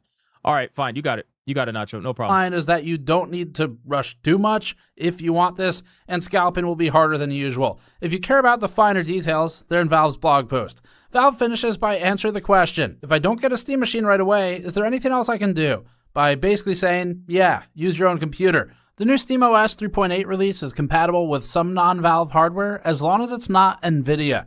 That's mostly because NVIDIA drivers on Linux are a nightmare, not because of Valve's own choices. The Steam machine uses a 6-core, 12-thread Zen 4 CPU with a max advertised boost clock of 4.8 GHz with a 30-watt TDP, which will be its largest limiter. The GPU uses RDNA 3 with 28 compute units, a 2.45 GHz max advertised sustained clock, a limited 110-watt TDP, and 8 GB of GDDR6 VRAM. I/O includes ports for 4 USB Type-A, 1 USB-C, a micro SD card slot, 1 HDMI, and 1 DisplayPort, and a 1 gigabit Ethernet port. We were surprised and a little annoyed that Valve opted for a 1 gigabit port for Ethernet when 2.5... Should says, so what do you mean it is going to succeed despite this misunderstanding? Oh, yeah.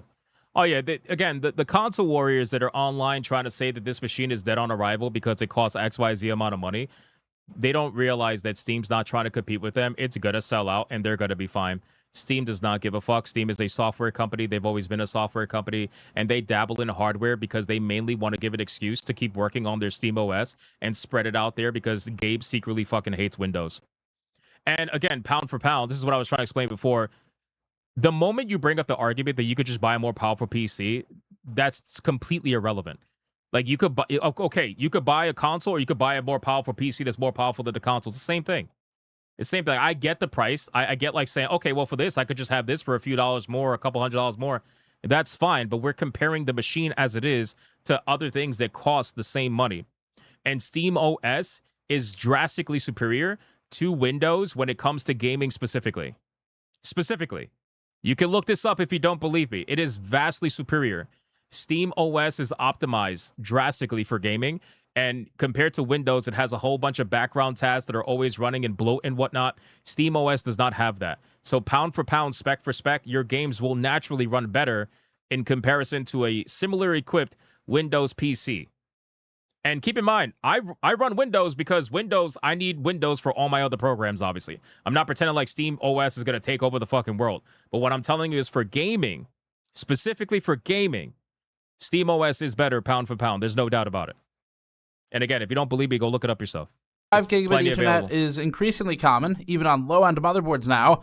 And although most people aren't on an internet connection this fast, including us, Steam supports transferring games intra-network without a re-download to the outside web, and LAN speeds greater than 1 gigabit per second are becoming increasingly common. So it seems like a cost down to us. Valve ships with 16 gigabytes of DDR5 5600 RAM, a 300-watt power supply, and its 2 SKUs have either a 512 gigabyte or 2 terabyte NVMe SSD. RAM is the biggest problem. Not only is it... Garrett, I think you can stream with consoles natively. I think they do have options to do that, if I'm not mistaken. If you guys can let me know. I'm pretty sure PlayStation has a built-in option to stream from the PlayStation. It's not exactly the greatest, but it's there, right, guys? Like, I'm pretty sure you could do that. Same thing. I think Xbox you could do that too. I'm pretty sure.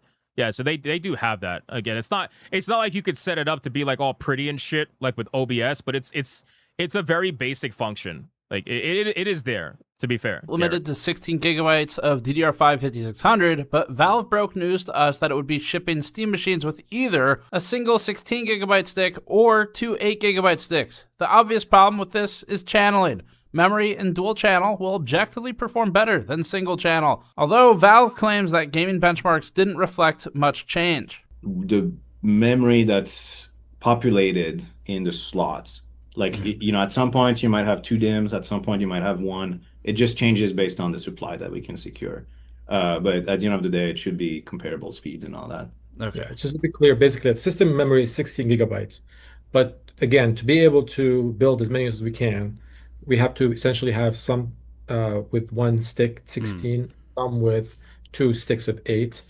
I mean, we validated the performance delta. We don't really think it makes a big difference, or if any measurable difference at all. I mean, for games work. If you're doing, you know, workstation stuff, the memory stuff, we understand that dual channel has a difference there, but you know, the wall clock time difference for real games is not. At least we thought it was worth it. It's either that or all the machines that, you know, have 1 slots, we couldn't have shipped them. But, so like, I think it's worth the trade-off. But that's definitely that's impacting it for sure. You know what I'm more curious about? I'm very curious about how people that utilize the Steam machine, how they're going to mod these machines. That's what I'm very curious about, because that's one of the differences between the Steam machine and, let's say, like a console. Like, the Steam machine is very open-ended. With the console and the PlayStation experience, or like Xbox experience or Nintendo, it's very closed. Like, it's very within their own walls. You know what I'm saying? So I feel that it would be very curious to see what they actually do to like mod these machines. That's really what it is. I'm just asking who their target audience is as an affordable entry point for low-end hardware users. The price is too high. I don't think it is. I think the price is exactly where it was supposed to be. Personally, I've been saying it's going to be $1,000 for like what feels like fucking a year now. Is it right? No, but I mean, reading the market, reading the area, I think the price is exactly where it's supposed to be. Now, is it too expensive because, again, everything else is also too expensive? Then sure, we could definitely talk about that. But to pretend like they're too expensive and everybody else is not, it's kind of silly, in my opinion. Yeah.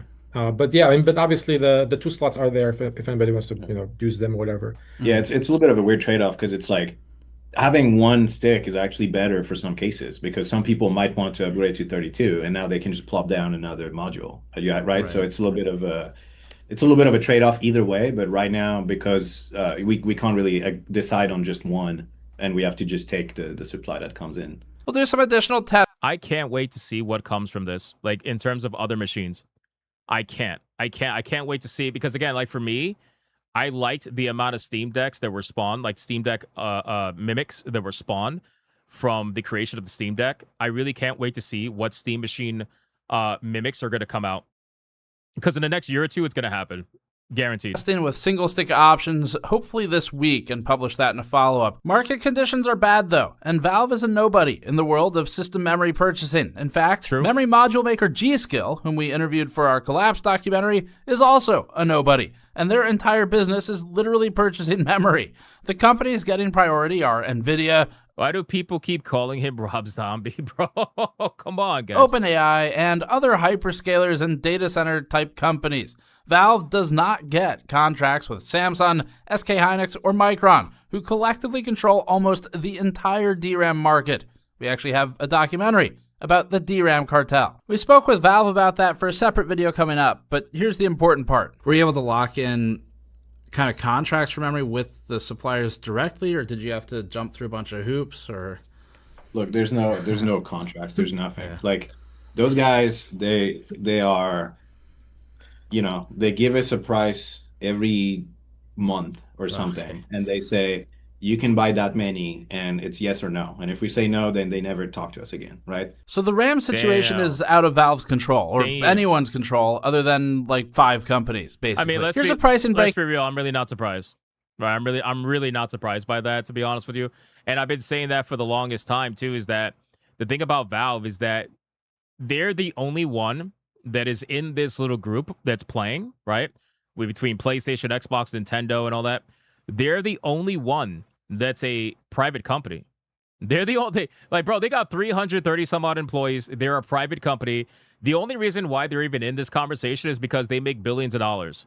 They happen to be the exception. You know, like the fact that Steam even got an offer to even buy these fucking parts is because they sell so much. That's really what it is. So I can only imagine what they paid for some of these parts these days. Down of the Steam machine as compared to the DIY price of a similar system by paper spec, which is different from a system by performance spec. On paper, the Steam machine's semi-custom CPU and GPU are most comparable to AMD's R5 7540U and RX 7600M. These are laptop parts, so that's no good for DIY pricing. The most comparable about how present. We're gonna go to the important part. We're gonna go to the game benchmarking. I want to see some video game benchmarking because I'm sure it's not going to be that impressive. And again, I don't know how many times I've said this. It's like the moment I saw the 8 gigs of VRAM, I already knew, like from a performance perspective, that it was cooked because Steam was out here promising like 4K 60 with FSR. I'm like, bro, I don't believe that in the slightest. Just like I didn't believe that PlayStation could do 8K or whatever the fuck they promised at the beginning with the original PS5. Remember they were promising like 8K at 60 or something like that, or AK30. I don't remember what it was, but like whatever bullshit they were promising, I don't believe it in the slightest, which is why I like when these machines get in the hands of people like Gamers Nexus, because they're gonna put it through the ringer, and they're gonna be the ones who are gonna tell you the truth about what it is. And I already know, like the Steam machine, if you're looking for power at $1,000, you're not gonna get it. You're just not gonna get it. You'll get okay performance, but you're not gonna get power. And people are saying, oh man, this machine is so weak. Bro, $1,000 PC, you're not going to be playing at crazy specs. You'll play at 1080p, that's fine, obviously, but you're not gonna play at like crazy specs. And people out there pretending like their $1,000 computers fucking play at crazy specs is insane. It's not gonna happen.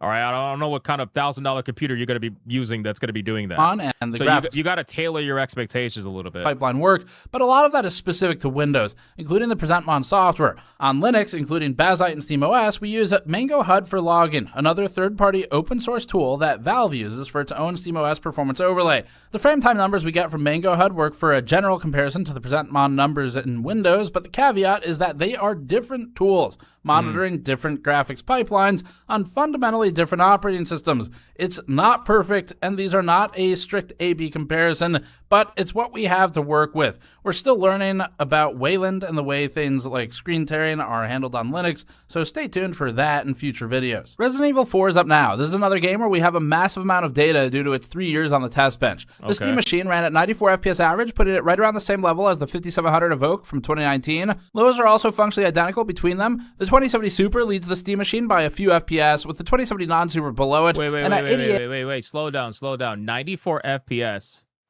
is not bad, but what specs though? Like, does it say? Is he gonna say? He's probably gonna say what specs, right? I can't see the specs. FPS average around the same level as the 92 FPS. From the it says 1080p prioritizing graphics. That's what it says at the top. I don't know if you guys can't see it. It's cut off at the top. I'm sorry.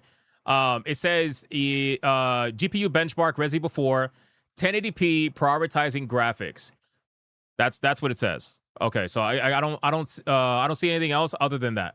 right now. 600. The Steam Machine ends up leading the 2070 and 3060 by about 6% and the 2060 by 33%. As for what's ahead of it, the more modern RX 7600 ran at 112 FPS average for a lead of 20% over the machine. The A750 and RTX 5050 are also in this range. The Steam Machine's performance in an absolute sense is overall okay in that it's playable, however, it's weakly positioned in a relative sense. In Black Myth Wukong, we measured the Steam Machine's holistic performance with SteamOS and the reporting differences at 43.9 FPS average, roughly tying the B580 and just ahead of the B570 from Intel. That's rough. So this is at 1080p at high settings for Black Myth Wukong. Hoo-wee.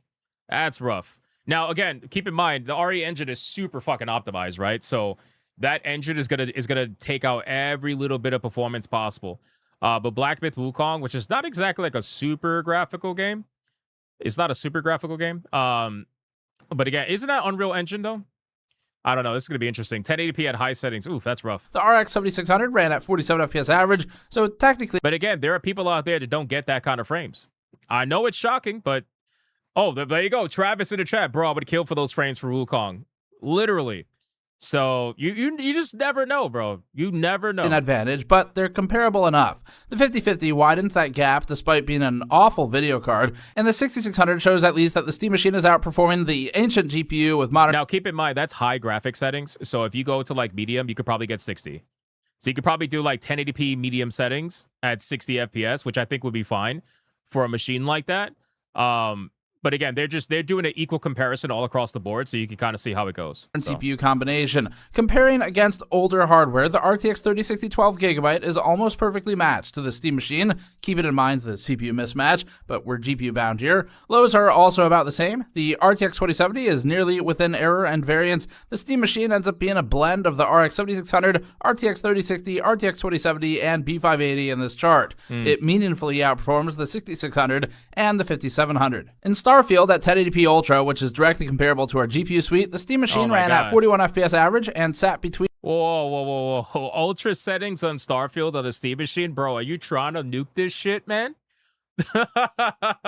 Like I know Starfield got some ugly NPCs, but goddamn, man, like the world building and shit. Anyway, they're just comparing it to the data that they have. I would not play Ultra Starfield on a Steam Machine. I'm just being honest here.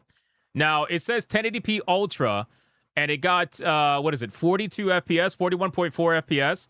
If you play it on high, you'll probably get 60 frames. If you play it on medium, you'll definitely get over 60. So, again, not bad, but when you buy this kind of machine, just like if somebody would ask me, hey, what should I expect with a $1,000 PC? I would be like, hey, tailor your expectations, right? Same thing here. Why would you buy a $1,000 Steam machine and expect the world? It's just not going to happen. I'm sorry, it's not. The Intel A770 43 FPS average result and the A750 38.5 FPS average. Also leading the 38 FPS average of the 6600 by 8%. The RTX 5050 without a CPU limit improves upon the Steam Machine's performance by 19.8% for average frame rate, with the 5050 also improving upon the lows, which it has at 41 and 34 to the machine's 25 and 18, predictably. And that's by scaling, it's game. also better. The Steam Machine has disproportionately poor 1% and 0.1% lows in this test as compared to the average. No, Dragatello. Yeah, there you go. You corrected. Okay. Dragatello corrected. Yeah, they boasted that it was 6 times more powerful than the Steam Deck, but you cannot fall for that marketing. Like, what does 6 times equate to? What does that equate to? If somebody said, hey, I'm going to give you 6 times $10, it's like, bro, sometimes these marketing gimmicks of, oh, yeah, this is 6 times more powerful, 10 times more powerful, all that nonsense. Like, yeah, but it's still a $1,000 machine. We need to tailor our expectations. It doesn't matter. Just like I wouldn't expect fucking like crazy 4K 60 or 120 frames out of a PlayStation or an Xbox. I'm not going to expect the same thing out of a Steam machine. I don't think I'm crazy in saying that. It's still a $1,000 machine. This is atypical of games running on Proton, where we typically see disproportionate advantages against Windows. This happens sometimes. It just depends on the game. The RX 76. This is the part of the conversation that nobody wants to have. By the way, I know you'll take 6 times $10. I know you would. I would too. I'm just let me rock, man. Let me rock. Anyway, no, but it's this is the part of the conversation that nobody wants to talk about, because to be honest with you, most people don't actually know. And the thing is, like, when it comes to Proton and even SteamOS and whatnot, or Linux-based applications, but specifically SteamOS, it does have an advantage in gaming over Windows. Has a pretty big advantage in gaming over Windows. And a lot of people don't realize that. So when I say pound for pound, spec for spec, a $1,000 Steam machine will outperform for gaming $1,000 Windows PC. That's what I mean. And they're gonna try to, I guess they're gonna go over that in a second. Again, it doesn't justify it. I'm just explaining to you what it is. You know? 600 remains our anchor point and leads with a 49.8 FPS average, or 20%. In Oblivion Remastered at 1080p Ultra, the Steam machine ran at 27 FPS average without any form of upscaling. Since we mostly care about the relative scaling and not absolute frame rate, that puts it as comparable to the 7600 and its 26.5 FPS average result. The Steam machine ended up with a technical improvement of 1.9% over the 7600. The frame time pacing is about the same between them, and the Steam machine leads. Okay, so damn. So they put this at 1080p Ultra for Oblivion Remastered, and it got 27 FPS. But again, that's Ultra settings. You're not going to be playing Oblivion Remastered at Ultra settings on a Steam machine. They're only doing it to compare, obviously, between the two. But damn, that's the rough. 2021 RX 6600, and its 19 FPS average by about 40%. In Kingdom Come Deliverance 2, the Steam machine ran at 50 FPS average, not bad in an absolute sense, and approached the B570 in average performance. That, you see, but this is the argument that I make when it comes to the CryEngine, bro. The CryEngine is so underutilized, it's ridiculous. This game is at KCD2 is at 1080p Ultra. KCD2 is a gorgeous video game, okay? KCD2 at 1080p Ultra getting 50 FPS when the Unreal Engine video games that are also open world are getting like 27 or 30. Now, to be fair, maybe the Unreal Engine developers just didn't optimize their game properly. Maybe it's not an engine thing. Maybe it's a developer thing. Maybe, right? Or maybe it's like a combination of the two. But it's just it's amazing when I see the CryEngine video games because they always run very well while running the same lows. That's a good thing for low pacing. The machine is still beaten by the CPU Unbound RX 7600 at 59 FPS average, or a 19% advantage. In Dragon's Dogma 2, the Steam machine held a 52 FPS average with our 1080p max settings. Again, that's not bad in the absolute sense that you can play this game on the machine with these settings, especially if tuning the settings or using upscaling. In the relative sense, which is what we care about here, that makes it basically a B580 or A770 for performance, both of which struggled with this game. The RX 7600 leads the Steam machine with a 60 FPS average, or by 15%. I'm not gonna lie, I'm actually surprised at how decent the specs are, because when I'm looking at these FPSs, at first I thought this was like medium settings or low settings or something like that.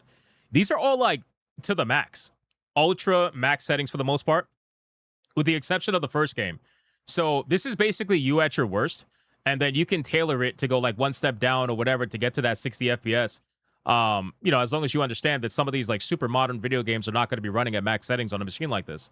It's not going to happen. But I feel like, what did it say? 1080p max? Dragon Dogmas 2, 1080p max, 52 FPS on the Steam machine is not bad. You go one step down, you're over 60. And the game will still look good. RTX 5050 is in the same spot. The Steam machine outperforms the older RX 6600 by a few FPS average, although more notably with the lows. Final Fantasy XIV Dawntrail's benchmark positions the Steam machine lower than we typically expect, but it was reproducible. The Steam machine ran at 86 FPS average with okay lows, but worse relative lows than devices like the RX 6600, which has the same average FPS. The machine ends up behind the 27. So Final Fantasy XIV Dawntrail at maximum settings 1080p was getting 86 FPS at the high and 66 at the low. And that's max settings. And you know how chaotic that game can be with all the spell effects and shit like that, so really not. It's really, again, I know people want to just like shit on it. Somebody in the chat said, "Where's my card ranking on this?" Oh, well, my card's at the top. And 50-50, and far behind the 107 FPS. But we don't care about that. Average result of the RX 7600. We test the Outer Worlds 2 at 1080p very high, so this should be tuned down for real Steam machine use cases, but this is what we have months of data on, and so it makes sense for the best relative comparison. Outer Worlds, why am I not surprised that Obsidian's video game runs the worst? Why am I not surprised, boys? Why am I not surprised? Obsidian's The Outer World 2, 1080p at very high settings, is running at 26 FPS at the high and 22 at the low. But that's at very high settings. Why am I not fucking surprised, bro? The Steam Machine ran at 26 FPS average. More importantly, that has it tied with the RTX 5050 and Intel B570 ARC GPUs. The RX 7600 leads the Steam Machine by about 15% here, with the machine leading cards like the RTX 3060 and RX 5700 from an era past. Cyberpunk 2077 Phantom Liberty at 1080p Ultra is next. The Steam Machine ran at 59 FPS average, about tied with the Intel ARC A750 and RTX 2070. Okay, that is shocking. Hold on, that is shocking. I'm not going to lie to you. That is fucking shocking. So, Cyberpunk 2077, 1080p Ultra settings, running at basically almost 60 FPS with a 50 FPS low or something, or like an average. That's actually extremely shocking to me. I would have thought that it would have been much lower than that at Ultra settings. I wouldn't have thought it would have been as high as that. That's very interesting. But I would still lower the settings regardless, but still, it's the 3060 is just behind the Steam Machine, and the RX 7600 ran at 68 FPS average, an uplift of 16.6%. We also tried running the F1 series of games, including F124, but were unable to get it to run due to the anti-cheat software being incompatible with SteamOS. And we also ran Total War Warhammer 3, but it had issues with the... Wait, what? Anti-cheat software being incompatible with SteamOS? So why are they selling it on... What the oh, I guess because you would use it with Windows, I guess. What the fuck?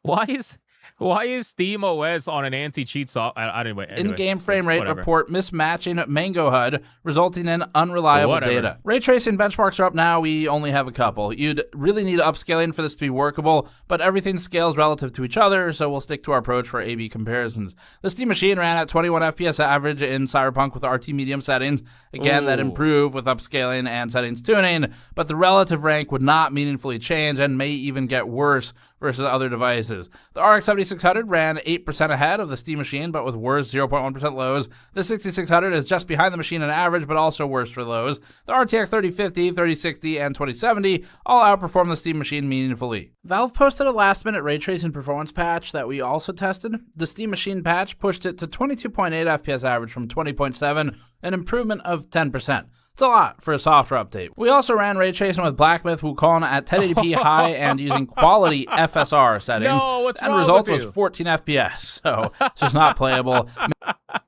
Why would you do that? Why would you?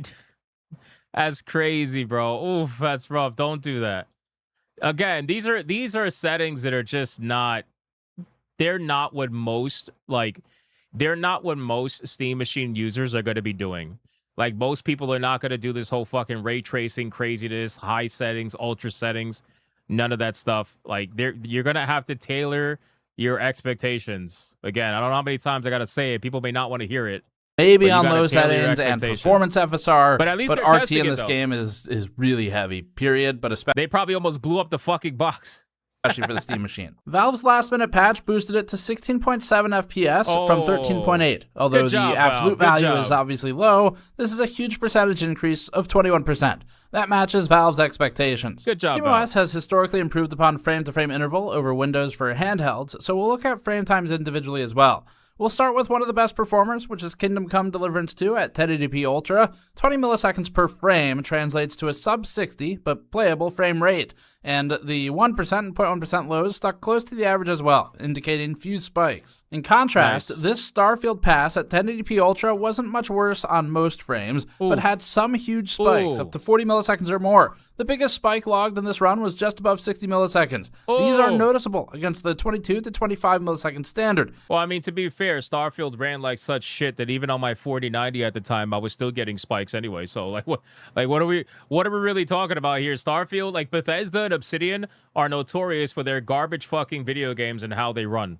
I'm sorry, it's just the truth. It is what it is. It's unfortunate that we can't yet log frame data with the same detail as we would on Windows, since this would be the perfect opportunity to check the animation error or simulation time error metric. CPU-specific benchmarks are next, where we take our standard CPU suite and run the Steam Machine against it. These are intended to be CPU-bound, but we can't isolate the GPU, obviously, totally from this, so there are instances where it still hits other limits. Keep in mind that CPU benchmarking also heavily depends on memory. All of our desktop CPUs are spec-matched, but we're testing the Steam Machine out of the box. That means some of the performance differences will be from memory, since we aren't isolating the components like we do for a desktop part, and there are no speed and timing Makes controls. sense. We'll Yep. start with 7-zip file compression testing measured in millions of instructions per second. In this test, the Steam Machine completed 55,000 MIPS on average, putting it just below the R5 3600, which leads by 7%, and just ahead of the R7 2700 with a 1.7% advantage for the Steam Machine CPU. The R5 2600 completed 46,000 MIPS, meaning the Steam Machine is ahead by 19%.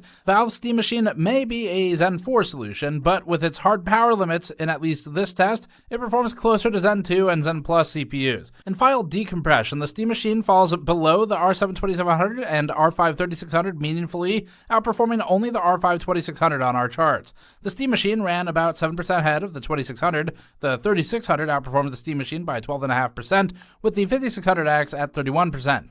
The 7600 completed 103,000 MIPS, which looks impressive against the 67,000 of the Steam Machine, and leads by 53%. Blender rendering with cycles on the CPU is next. In this one, we tested the Steam Machine both with the like-for-like version of Blender, with all of our other CPU tests, and with the newer 5.1.2 version. The comparable version is slower, but better for AB, while the newer version may have optimizations for Linux. Like for like, the Steam Machine... So here's what I understand. First off, I don't know if there's any...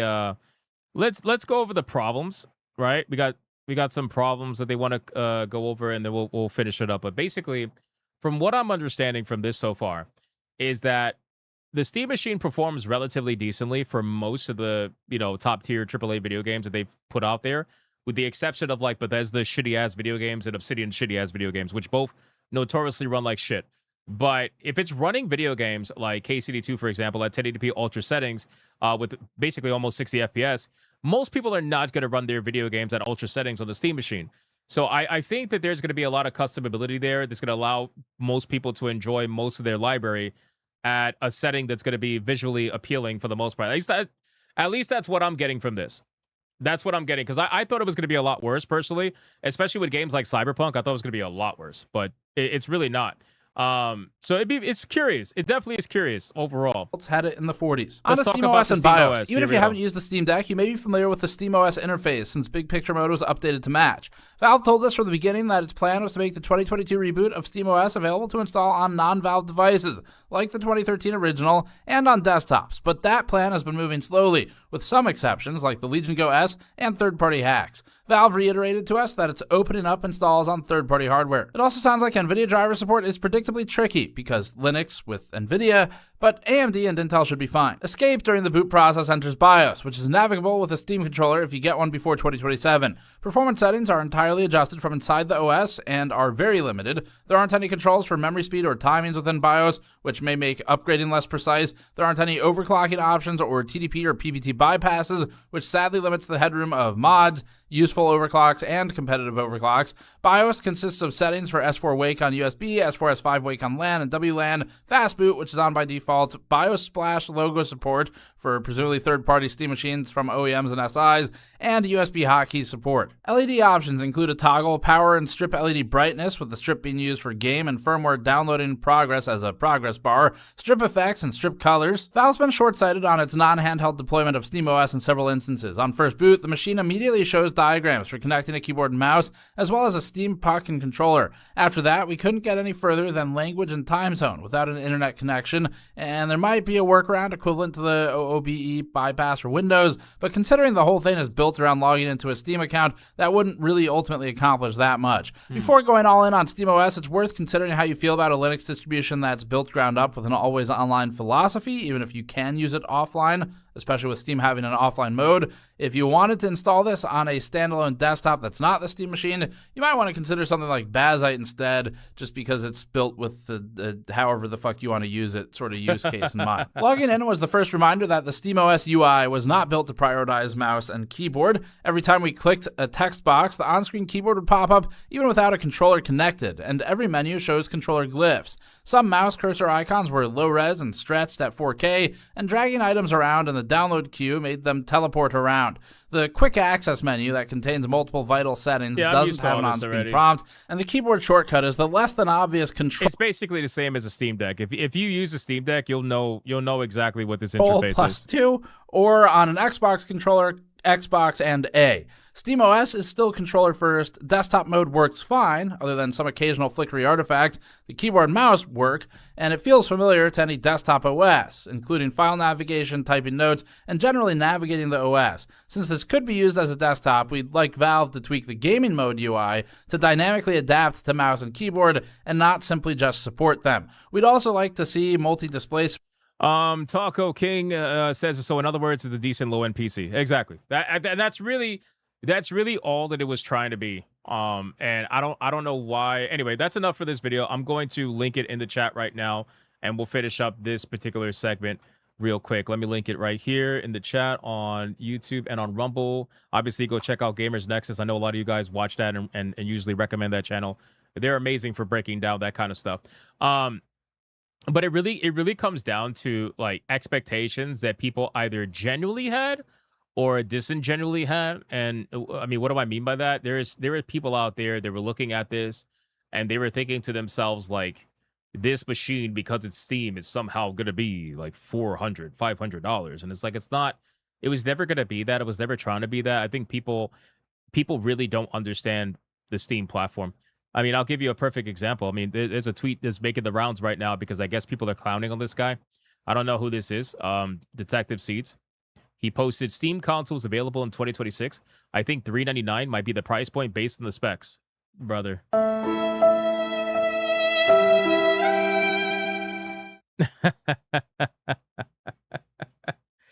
Oh, shit. That's crazy. Fast Wheels Gaming says it's not even as powerful as a PlayStation or Xbox. Yeah, but the thing is, it really wasn't trying to be. It really wasn't trying to be. It's an open-ended platform that allows you to play most video games. Again, keep in mind, most video games at specs that are enjoyable and allow you to be able to have an open-ended platform versus a closed-ended platform like a console.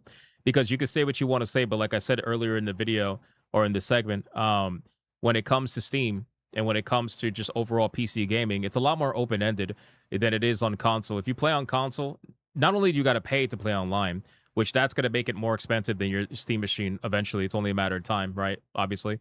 But you also have access to way more on the Steam platform than you do on Xbox and PlayStation combined.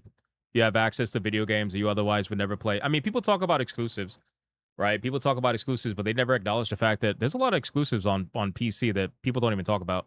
Now, granted, they're not all fucking bangers, obviously. A lot of them are just like indie bullshits. But there are video games out there that are absolutely playable on PC and not playable on console. But people don't care about exclusives on PC. That's the whole point. People don't care about that. It's never a selling point. Nobody goes to PCs like, hey, I could play this exclusively.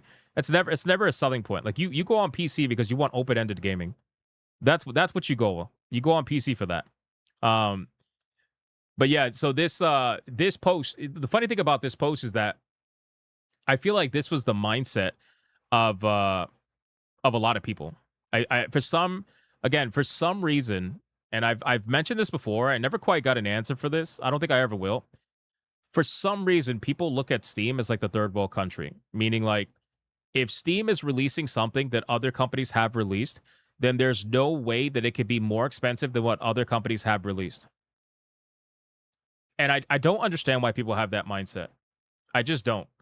Right? Because if you want to talk about platform to platform, pound to pound, Steam has a lot more to offer on their platform than PlayStation or Xbox. The amount of information you have available at your fingertips, the amount of things you're able to do on the Steam platform, just with modding, uploading your screenshots, forum posts, communities, chats, all that stuff. I mean, I know like they have chats and they have voice chat and whatnot on the consoles. I'm not doubting that. But in terms of the community aspect, it is just night and day. It's night and day. On top of the fact of being able to just play your video games. Again, like there is to pretend like these platforms are so infinitely better, and then when Steam releases something, they're supposed to be cheaper than them. I don't get that. I don't get that. Now, overall, like I said before, I think all of it's overpriced. Okay? I don't know how much more, like how more I could say that. I think all of it's underpriced. I think the Steam machine is overpriced. I think the PlayStation, as it is right now, is overpriced. I think the Xbox is overpriced. I think it's all fucking overpriced. It's all clearly overpriced. I hate the world that we live in that, consoles are raising in price as they get older instead of going down in price. I think it's insane. Do you think this will flop like the first one? No. No, I don't think so, because the first one that they tried to release was, not only was it trash, like actual trash, but they didn't understand what they were really trying to go for with that machine. This one, Steam is definitely locked in terms of what they're trying to go for and who they're trying to go for, and they're also tailoring because they're not taking a loss on any of these machines, right? So if they sell out all these machines, if they made all their money back, it really isn't. It's not a big deal for them. They don't really care at that point. They're not trying. Again, let me reiterate.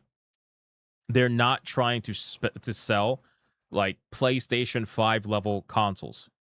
If you think that Steam is trying to sell PlayStation 5 level consoles, you're out of your mind. It's never been about that. Steam is just trying to give an avenue for the people that already use their platform that may not have the ability to play, on a halfway decent PC.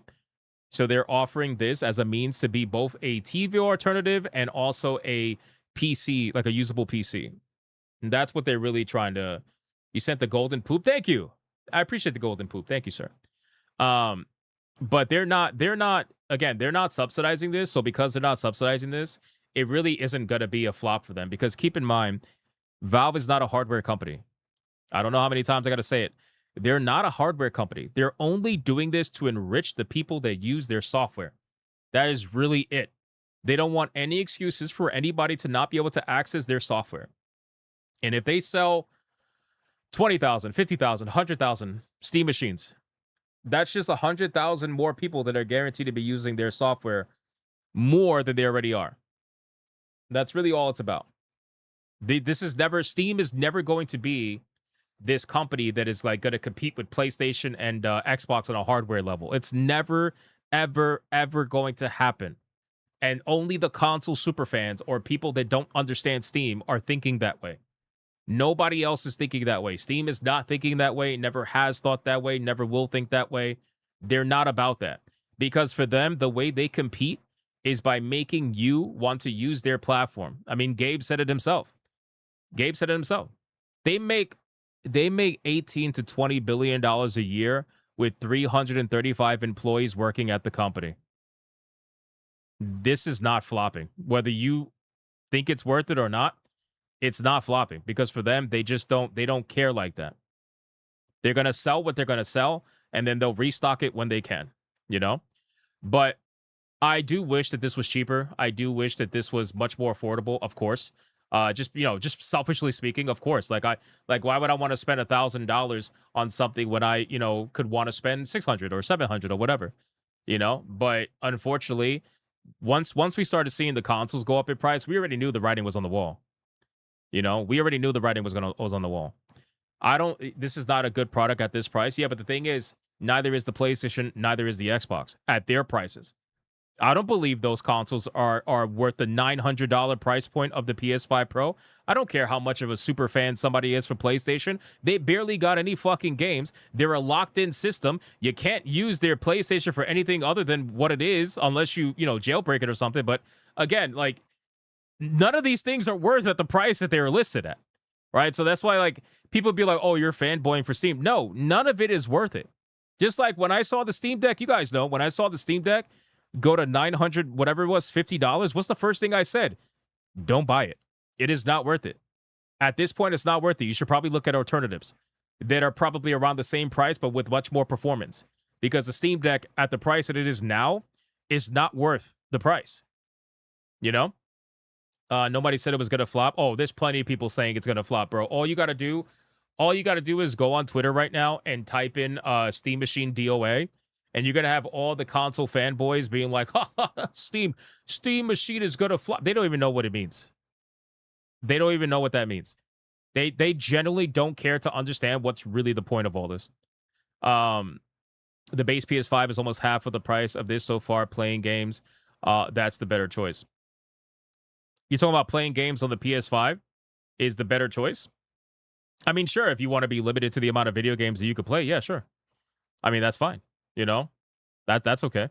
If you want to be limited to the amount of games, I mean, again, if you're mainly a AAA kind of player, then that's fine. That's perfectly fine.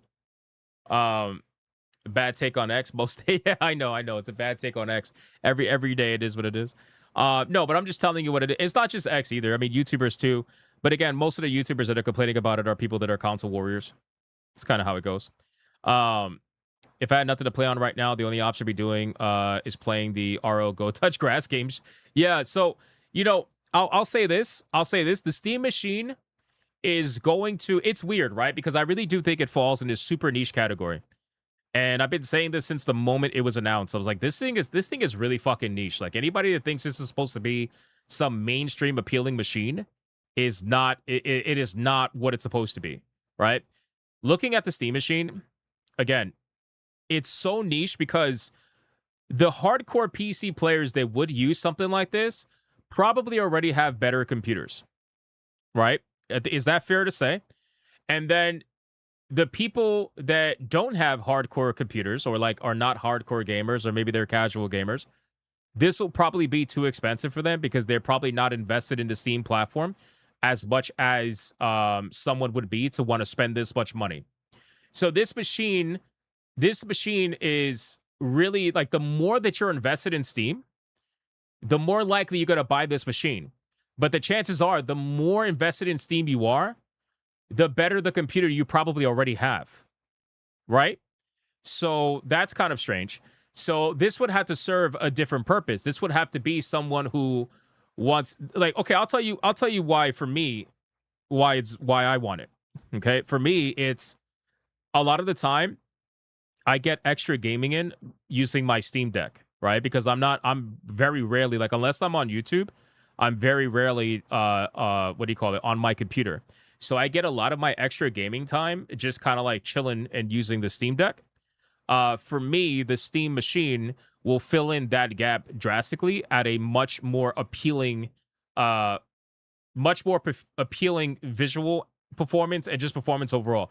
Like for me, instead of playing on a small Steam Deck, I would much rather play on a big TV if I can, if I'm not at my computer, right?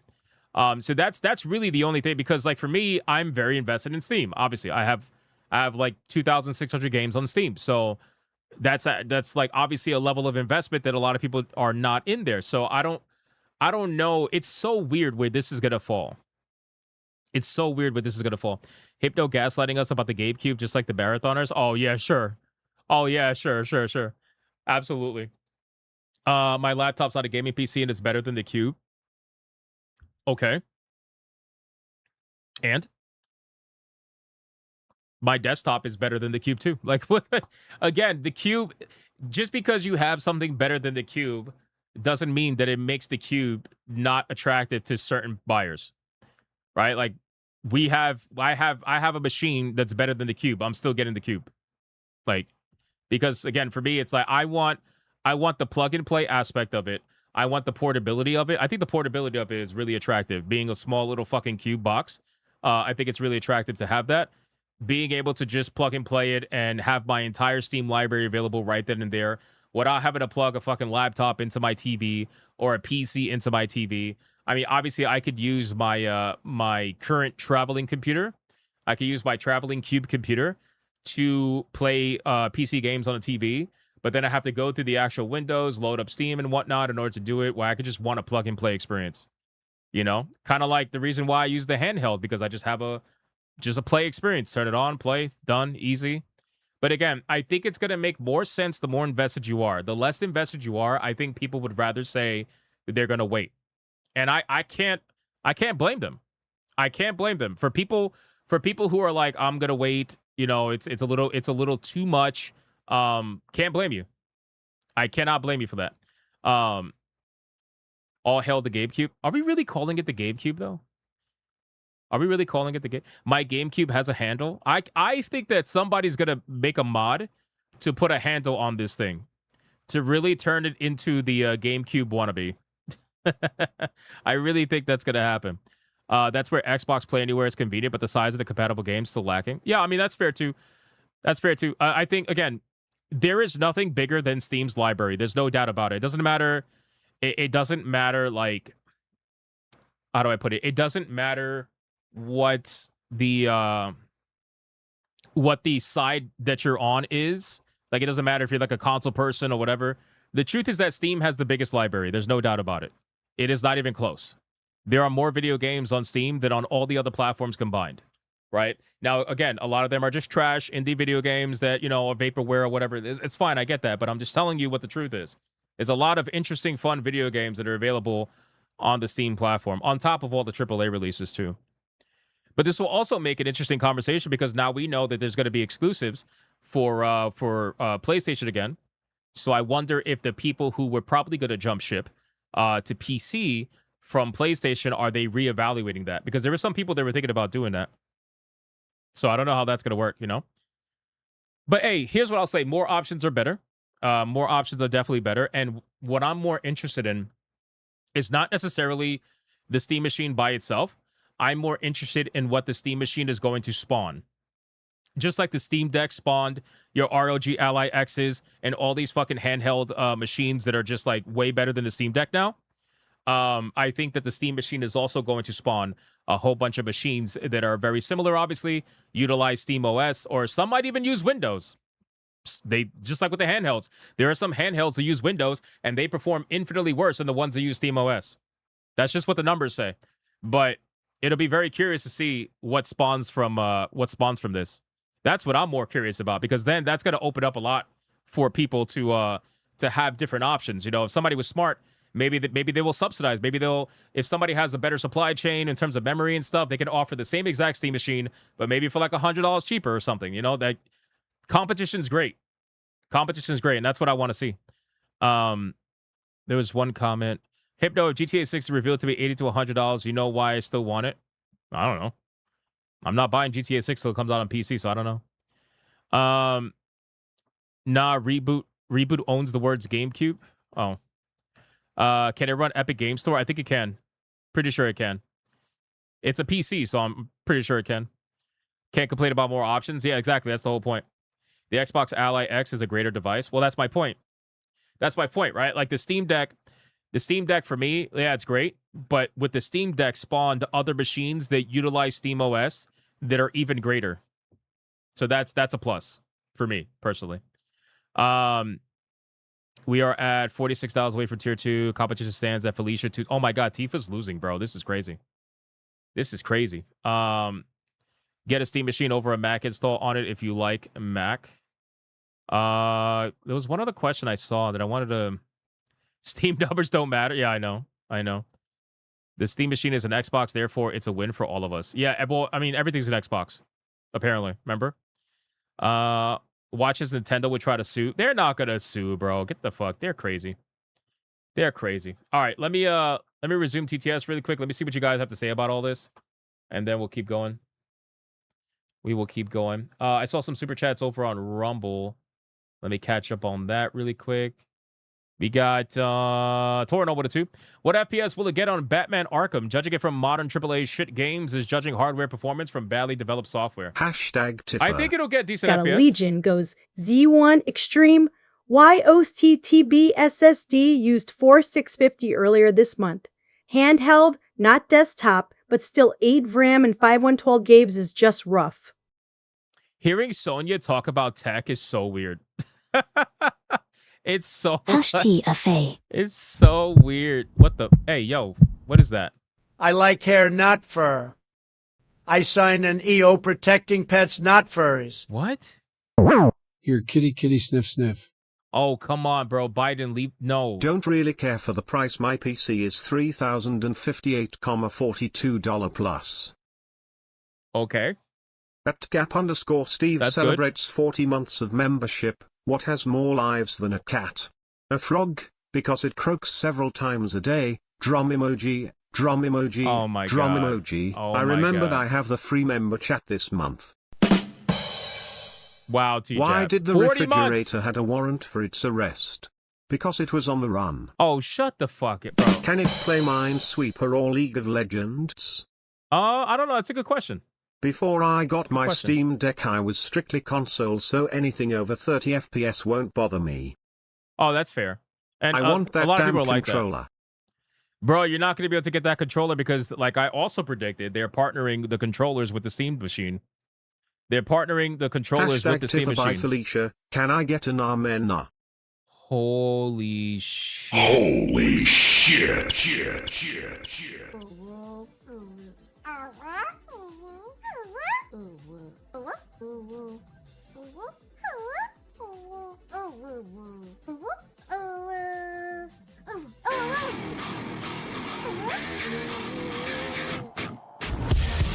Hashtag Tiffer.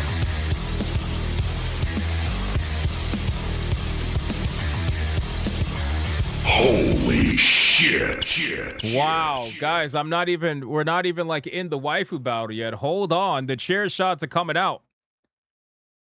The chair shots are coming out now at the last second. Relax. Wait a second. McB. First off, thank you guys for hitting tier 1 and tier 2 again. You guys are insane. I appreciate it. There's a comment I want to focus on really quick before we call this out. Saint Reborn says, I really don't get all the reactions to this. The same SSD I purchased for about 100 USD is now 500 USD. Even used Series S is like 400 now. Crazy AI RAM apocalypse. Dude, so I don't get it either. Again, like for months, bro. For months. And if nobody believes me, you could go back to my older, I think it was on SNH. Older SNH streams, not that long ago, a few months ago. I've been saying for the longest time, Steam Machine's gonna be $1,000. And bro, people were like calling me nuts. People were calling me nuts, Mike bro. estimated I get one at Christmas, lol. At Christmas? Bro, you're not going to get it at Christmas. People were calling me nuts for saying that the Steam Machine's going to be $1,000. And I try to explain why I thought it was going to be $1,000. Or like $9.99, I think I said at the time. And lo and behold, it's $1,000, you know? And it's because it's like, just look at the market. Look at the market. You could easily see where all of this is going. You could kind of get an idea, right? And I think what it is that a lot of people really had hope that somehow, some way, the Steam Machine was going to somehow be cheaper than the consoles while also offering more than the consoles in terms of like the platform, not necessarily like the performance, you know? Because that's what it's really about. Like, yes, the PlayStation especially has more performance than the Steam Machine. Yes, there's no denying that. The Steam Machine, however, in Steam OS and Steam as a platform is infinitely superior to the PlayStation. Not only that, you also get, like I said earlier, better refund policy, better customer support. The amount of nightmare stories I hear about customer support's insane. I mean, for God fucking sakes, bro. Colin Moriarty got hacked on his PlayStation account, was targeted specifically on his PlayStation account, and PlayStation support was going to make him wait 2 weeks until he used his own connections to reach out to someone who then reached out to someone who then reached out to someone and eventually got his account back within 48 hours. But if you don't have those kind of connections, you would have been fucked. You would have been flat out screwed. You know what I'm saying? So, like, most people don't want to deal with PlayStation support. There is a lot of nightmare stories about that shit. And unless you have connections at the high up of the high, then you're going to be dealing with nonsense. But with the Steam platform, there's usually, for the most part, better customer support. Are they perfect? Probably not, obviously, right? Nobody's perfect, but there's way more examples of better support and overall better refund policy. So for me, and having the open-ended platform and the bigger platform is worth the $100 difference, the $150 whatever it is dollar difference. So if the PS5 Pro is $900 and the Steam Machine is $1,050, that $150 is worth it to have better support, a bigger platform, an overall open-ended platform, open-ended system, have an actual PC versus the actual closed-ended PlayStation platform. It's all worth it in my opinion. But again, just because it's worth it in my opinion doesn't mean I speak for other people. I can understand if people say it's not worth it for them, and that's okay. That is okay. We could disagree on that, and the world's not going to end. Well, for some people it might end, but the world's not going to end. You know? Oh, stop it. And Steam has Futa? Stop it. Stop it with the Gouda. Stop it, bro. Stop it. But anyway, that's basically it. Oh, and the biggest part. I keep forgetting this. The biggest part. You don't have to pay to play online. How do people forget that part? Is that not super important? I mean, they're literally running a petition right now to try to get Xbox to drop the online price to play online. It's never going to happen, but it's happening right now. You can run SteamOS on a PS5. Oh, really? Legit? And keep your warranty and everything like that? You could do that? I didn't know that. That's interesting. I didn't know that you could run SteamOS on a PS5 and keep your warranty and keep it all legit. I didn't know that. I had no idea. If they sold it at stores, I would buy one. Well, that's the thing. That's why I also said that this is not something that's going to have mass appeal because they never advertise outside of their own ecosystem, which tells me they're only trying to go for their own people. That's really what they're trying to do. They're trying to go for their own people. Plain and simple. Emergency rumors, Microsoft's looking to sell Xbox. I don't believe that.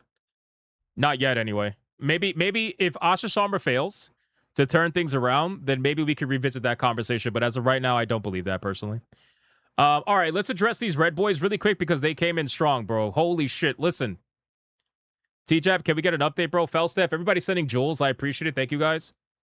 Thank you. I mean, you're already paying for internet. Do you really need to pay to play online? I mean, console people do. It is what it is. What if Steam bought Xbox? They would only buy it if they could turn it private, but I don't think they're going to be doing that. Guys, right now, Felicia's at $210. She was winning, and now she's losing.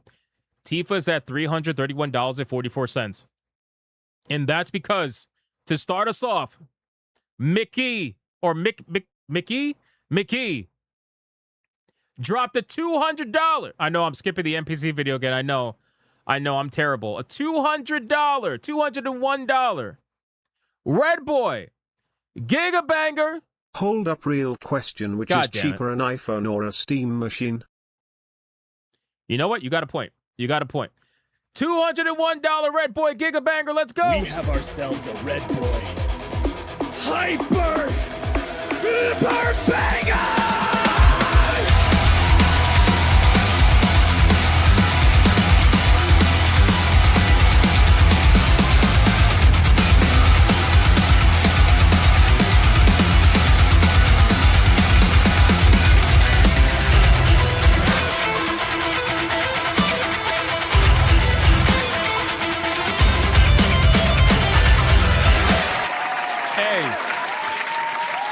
McKee. Shout out to McKee for the $201 Red Boy Gigabanger.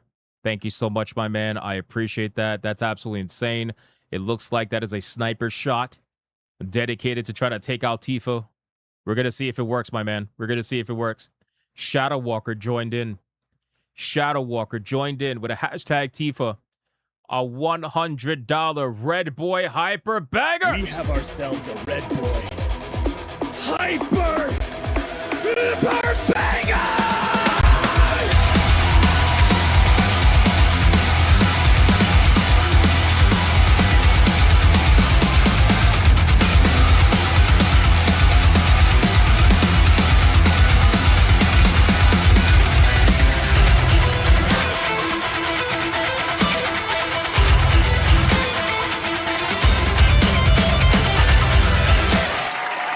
Shout out to Shadow Walker, an absolute fucking legend. Thank you, my brother. I appreciate that, my man. Between Shadow Walker and McKee, my God, bro.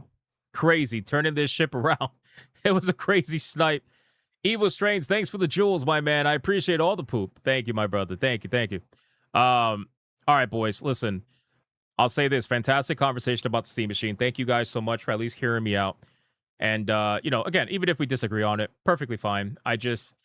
I think that as somebody who has used Steam for just an ungodly long time, I have seen Steam go through all the changes from beginning to end. And I feel like when it comes to Steam-related stuff, I don't know everything, but I feel like I try to, I don't know. I think I do tend to get the strategy a little bit more. But unfortunately, in today's world, none of this is going to be worth the prices that they're asking. None of it. It just is what it is. Like when it comes to the Steam Machine, PlayStation, Xbox, even the Switch went up in price too. None of this shit is worth it. But not only that, if you look at the overall conversation, again, like I said earlier, even if the console stayed the same, let's say the consoles were $500 and the Steam Machine released at $850, it still would be the same conversation. People would be saying Steam is too much, you know? It is what it is. Tenebrae says hypno discussion only happens when you have several opinions. Otherwise, it would be an echo chamber. Love this community. It dares to disagree. Try disagreeing on some of the streams. Instaban. Yeah, I don't really care about that. Unless you're being a complete like fucking retard, then that's something different. But otherwise, it's fine. Like we had a retard on Hypnotic Gaming Live earlier today, bringing up shit that is completely fabricated, all literally made up, and he was just like, "Hey, so are you gonna call GTA 6 woke because there's a black girl on the cover?" And I'm like, "What, sir? This is a Wendy's, bro. When did I ever call GTA 6 woke? Like, are you?" He's like, "Yeah, but that's what you people do." And I'm like, "Who's you people? Are you doing the guilt by association thing? Like, who is you? Who is you people? Who is that? Like, what is that?" It's people who are usually in their own echo chamber that project that onto others and pretend like everybody else is in one and they're not. It's like, bro, I have a stream every Saturday where I literally argue with 7 other people all night long. All night long. It's like, what? Okay. Sure. You know? And then they're like, and then they're like, oh, but you thought Yasuke was not allowed to be in Assassin's Creed Shadows. I'm like, yeah, I thought Ubisoft choosing Yasuke in Assassin's Creed Shadows was a really stupid fucking choice. I think that it was obviously a pandering choice. I think that they did everything in their power to try desperately to look for something that would fit their narrative for a video game that otherwise wouldn't. I think that it's insane to pick Yasuke out of all the samurais around the time of Nobunaga to be able to say, yeah, this is the guy we want to represent feudal Japan. This is the guy. But then you're going to try to take that conversation and equate it to Grand Theft Auto, where you have a brown girl on the cover on a video game that's basically supposed to mimic Miami. Have you seen Miami's racial demographic? This dildo is an Xbox. Oh my God. Oh my God. Did you really say this dildo is an Xbox? Jesus Christ. Jesus. Oh my God. What are we doing? Bro, how many claps? Okay, it stopped. It stopped. You need to repent. You need to repent. Yeah, it's like, have you seen the racial demographic in Miami, bro? It's a lot of brown people, you know? So people like that, they don't actually want to have a conversation. Like even you guys in the chat, they were disagreeing on the Steam machine. We still talked about it. We talked about it way more than anything else. But anyway, it's people being fucking stupid, bro. Like, I mean, I really don't know what else to say other than that. But the internet, I've always said all the time, the internet is literally filled with people that are fighting ideological versions of their enemies that they have in their mind that they think are their enemies. So then they, in order to justify that fight on a daily basis, they have to go and to again, you that to woman justify is not it. black SHS Latina. I know she is, but that's besides the point. They desperately go to try to find anything to try to do guilt by association and like tie it all together. And then when you won't give them what they want, when you won't say the thing that they want you to say, they then go to people that they think are associated with you to then get them to say the thing. And then they say, well, your friend said the thing, so that means that you sign off on it. It's like, bro, shut the fuck up, bro. Seriously. Like, you are just so fucking stupid. It's insane. Like, what do you want me to rage at it? No, bro. Absolutely not. If I'm not on YouTube stream, YouTube on streaming is literally my time off. Outside of that, I'm very busy. IRL. Hashtag Tiffer. OMG. Oh my God. I just cannot believe they want to group up Hypno with you people. Oh my God. Come here, big boy. Don't you fucking do it. Don't. Slow_Calp. Mwahaha. Ah, you got felted. Mwahaha, that shit, motherfucker. Slow clop. Bitch, that's what you get. That's what you get. Fucking felted, son of a bitch. Yep. Take that, big boy. That's right, Captain Killer Guns. You motherfucker. Ah, you got it. Slow culp. You got it. That's fucking funny, bro. Holy shit. That made me tear up. That is hilarious, bro. Yeah. Slow_clop. Clop. Oh, man. Anyway. So, yeah, it was dumb. It was dumb. And again, it's like, I think the guy was black. I'm pretty sure. He said he was 25% Mexican. So, I don't know. Whatever. It is what it is. But I'm pretty sure he was black. Oh, then he tried to pull the whole, like, I have Puerto Rican friends. Like, oh, so we're allowed to say we have friends of other races now? Because I'm pretty sure a lot of wokey black people told me that's not allowed. They said that doesn't justify, you know, you being able to speak on certain things. It's crazy. Anyway, I don't give a fuck, bro. Like I said, outside of YouTube, I'm very busy boy. Very, very busy boy. Don't give a fuck. You're 100% Puerto Rican. I am, unfortunately. No, very fortunately. Very, very fortunately. A lot of Cubans and blacks. It is. In Miami, it is. All right, boys, listen. I was going to do the background NPC video, but I do not want to get fired by TJAP. Okay, we got fired once. We almost got fired twice. I don't want to get fired again. So what we're going to do is we need to pick a winner. All right, this battle has heated up because McGee and Shadow Walker decided to drop fucking bombs in the chat. All right, they decided to drop bombs in the chat. Boys, listen up very closely. This is it, boys. We're not fucking around. All right, this is it. This is going to decide who's going to face off against Lara Croft in the semifinals. This is it, boys. All right. Hashtag Felicia. Oh, you think shit. I am sad? I am only sad at the pick he has for my girl. Let me comfort her. Bro, she looks good. Oh, my God. Oh, my God. She looks good. She looks good. She looks nice. _ clap. Mahahaha. She looks good. Stop. All right, boys, listen. So this is going to decide the semifinalists to go up against Lara Croft, okay? It's been a pretty crazy fucking tournament. There's a lot of X's on the screen. A lot of X's on the screen, boys. Lara Croft is in. We're going to decide right now. 2-minute song and then final countdown. Let's go. Let's go. Right now, Tifa is ahead by like a little over $100. It's only $100. Anything can happen. Anything can happen right now. This is it. Odin Dark, peace out, brother. Thank you for hanging out. Let's go. Let's go. This is it. McBee. That was hilarious. Slow culp. That's just funny. Let's go. Final Fantasy fans, so tribal, yet so brave. Yeah. Well, we'll see. We'll see. We shall see. Right now, Felicia's at 215. Tifa's at 341. 215 versus 341. I've seen bigger upsets, but we'll see. We'll see. I know you guys are waiting for the final countdown. I know you guys are. Twisted Master with a $69 Mega Banger on Rumble for Tifa. Tifa's pulling away. She's pulling away, boys. Do not fall for the chair shot. Whether you're a fan for Tifa or Felicia, one chair shot can change it all. So I would be very careful if I were you.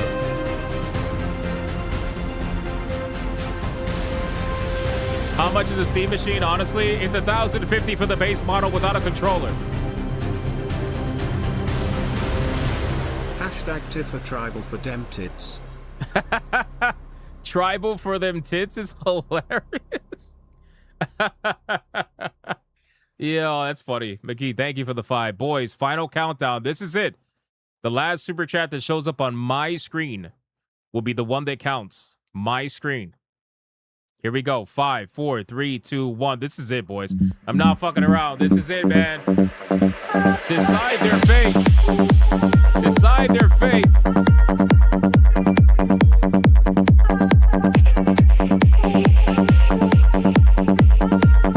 Grade 8 with 1153 for Tifa.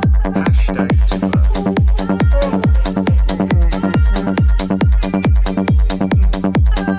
Shadow Walker with a $200 Red Boy Giga Banger for Tifa. Hashtag Tifa. Waiting for lag. Waiting for lag. Deadeye's Lock with a 5 for Tifa. Torinol with a 10 for Tifa. Waiting for lag. Waiting for lag. And that is it, ladies and gentlemen. Holy fuck. Holy shit. Great Ape dropped 1153 for hashtag Tifa. Like an absolute boss. Shadow Walker dropped a $200 Red Boy Gigabanger for a hashtag Tifa. Deadeye's Lock also dropped a 5 for hashtag Tifa over on Rumble. And then Torinol dropped a 10 for hashtag Tifa and said, final what? Countdown? Awesome song. Best on submarines when they lift off. Appreciate that. It is a great song. Torinol, thank you for the 10. Guys, wow. Wow, boys. Felicia tried her very best. I specifically remember a lot more fans for Felicia than what came out today, but that's okay. That is okay, boys. We're going to get the final numbers from TJAP, but holy fuck, man. Holy fuck. That's crazy. A literal bye Felicia moment. That means that in the semifinals, we have our first matchup. We have our first matchup in the semifinals. It's going to be Lara Croft versus Tifa Lockhart, boys. Holy shit. All right. That's going to be interesting. That's going to be interesting. Like, Tifa is not in the finals yet. Lara Croft can take her out. You never know. Lara Croft is very, very popular. So I don't know. We'll see how that goes, but holy shit, boys. That's going to be interesting. Interesting. So tomorrow, hold on, let's go back. Tomorrow, it's going to be Samus versus Cortana. And then the day after tomorrow is going to be Tali versus Aerith, another Final Fantasy VII waifu. So we got some interesting battles lined up today. I'm sorry, for this week. And it's interesting because Cortana got hardcore voted on last time. So I'd be curious to see how that goes. I'll be curious to see. All right, boys, listen. The numbers are in. The numbers are in. We got Felicia at $215 versus Tifa Lockhart at $581.43, which means the winner and moving on to the semifinals is going to be none other than Tifa Lockhart, ladies and gentlemen. That's right, boys. The proper song. The proper song.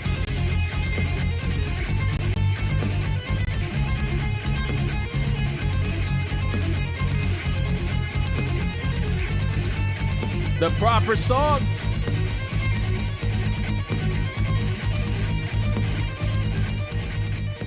Let's do it one more time, ladies and gentlemen. One more time. Let's go.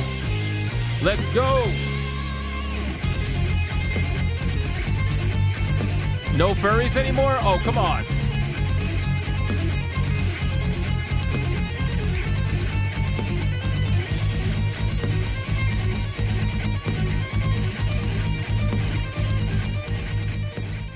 Coping and seething time, boys. Let's go. You are coping and seething. You just can't accept what you're seeing. Yes, you're coping and seething. The truth is scalding, and now you are molding and coping so hard. Coping and seething.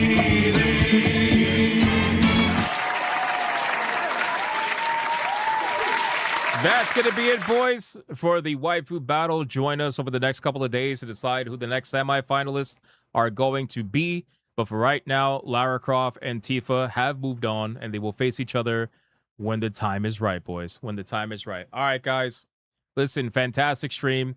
I am so sorry we did not get to the background NPC video again. It's just because, to be honest with you, man, the Steam Machine was going to be a long conversation. That's why I did the Final Fantasy topic earlier, because kind of had a feeling that was going to happen. But, I mean, regardless, thank you guys. You guys were all awesome. I appreciate the conversation. Thank you for taking part in it and, you know, just giving your 2 cents. I really enjoy talking with you guys about this stuff, man, sincerely. So thank you guys so much for everything, for the super chats and all that. I appreciate it very, very much. You guys are very supportive. Thank you. Thank you. And, of course, shout out to the Hypno mods for doing what they do every single day. No mention of the EA layoffs today. Nope, not today, but maybe tomorrow. Honestly, most likely tomorrow. Thank you to the Hypno Mods for doing what they do every single day. I appreciate you guys very much. Make sure to go check out Hypnotic Gaming Live for any gaming content and whatnot. We currently are reviewing Crease Soul Theater Vitals. And then once we're done with that, we're going to move on to other video games. And of course, we're reviewing Lords of the Fallen with Leon co-op. And we got some other video games planned as well in the meantime with Leon that we're going to be playing co-op. So make sure to check those streams out. That'll be tomorrow night after Hypnocast. Thank you, guys. Thank you. And I will see every single one of you on the next one. I hope all of you had a fantastic time and tons of fun. And I'll see you in the next one. Until then, go be bigots and go be gooners. I'm going to play a couple of clips for Shadow Walker and for McGee. I'm going to play 3 clips for them. 3 boys on the way out. Thank you, guys. And I'll see you in the next one. Go be bigots and go be gooners. Bye. All right, boys, we got another Red Boy hyper banger. Let's get it, baby.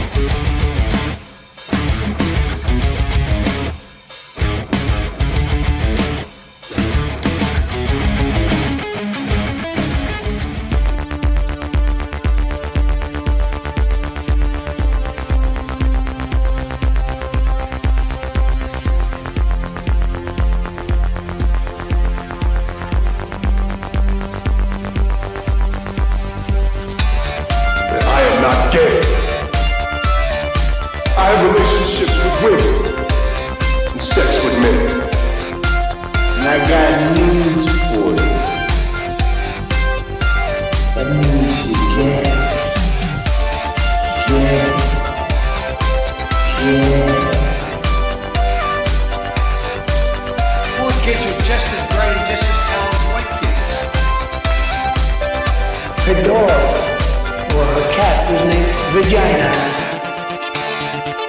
Vagina. Vagina. Put a ticket in Maker Gang. Fuck Indiana Jones, put a ticket in Maker Gang. Fuck Indiana, put a ticket in Maker Gang. It means put a chicken in it, sweetie, and make her fucking gang. Fucking pronouns! Fucking pronouns!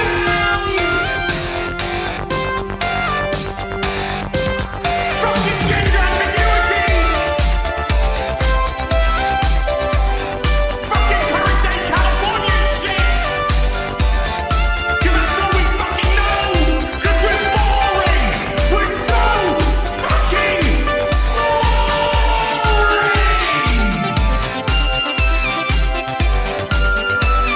Twitter hole! Twitter hole!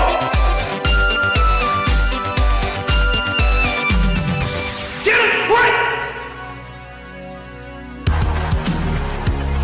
At the touch of the black man, I bring life. I bring life.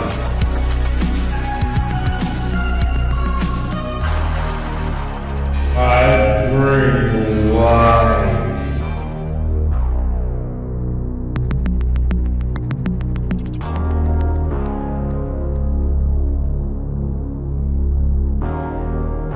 I bring life.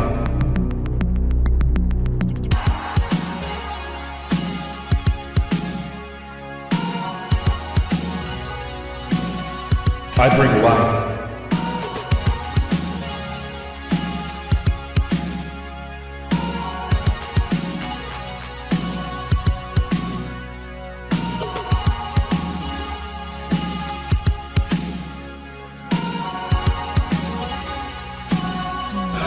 That's right!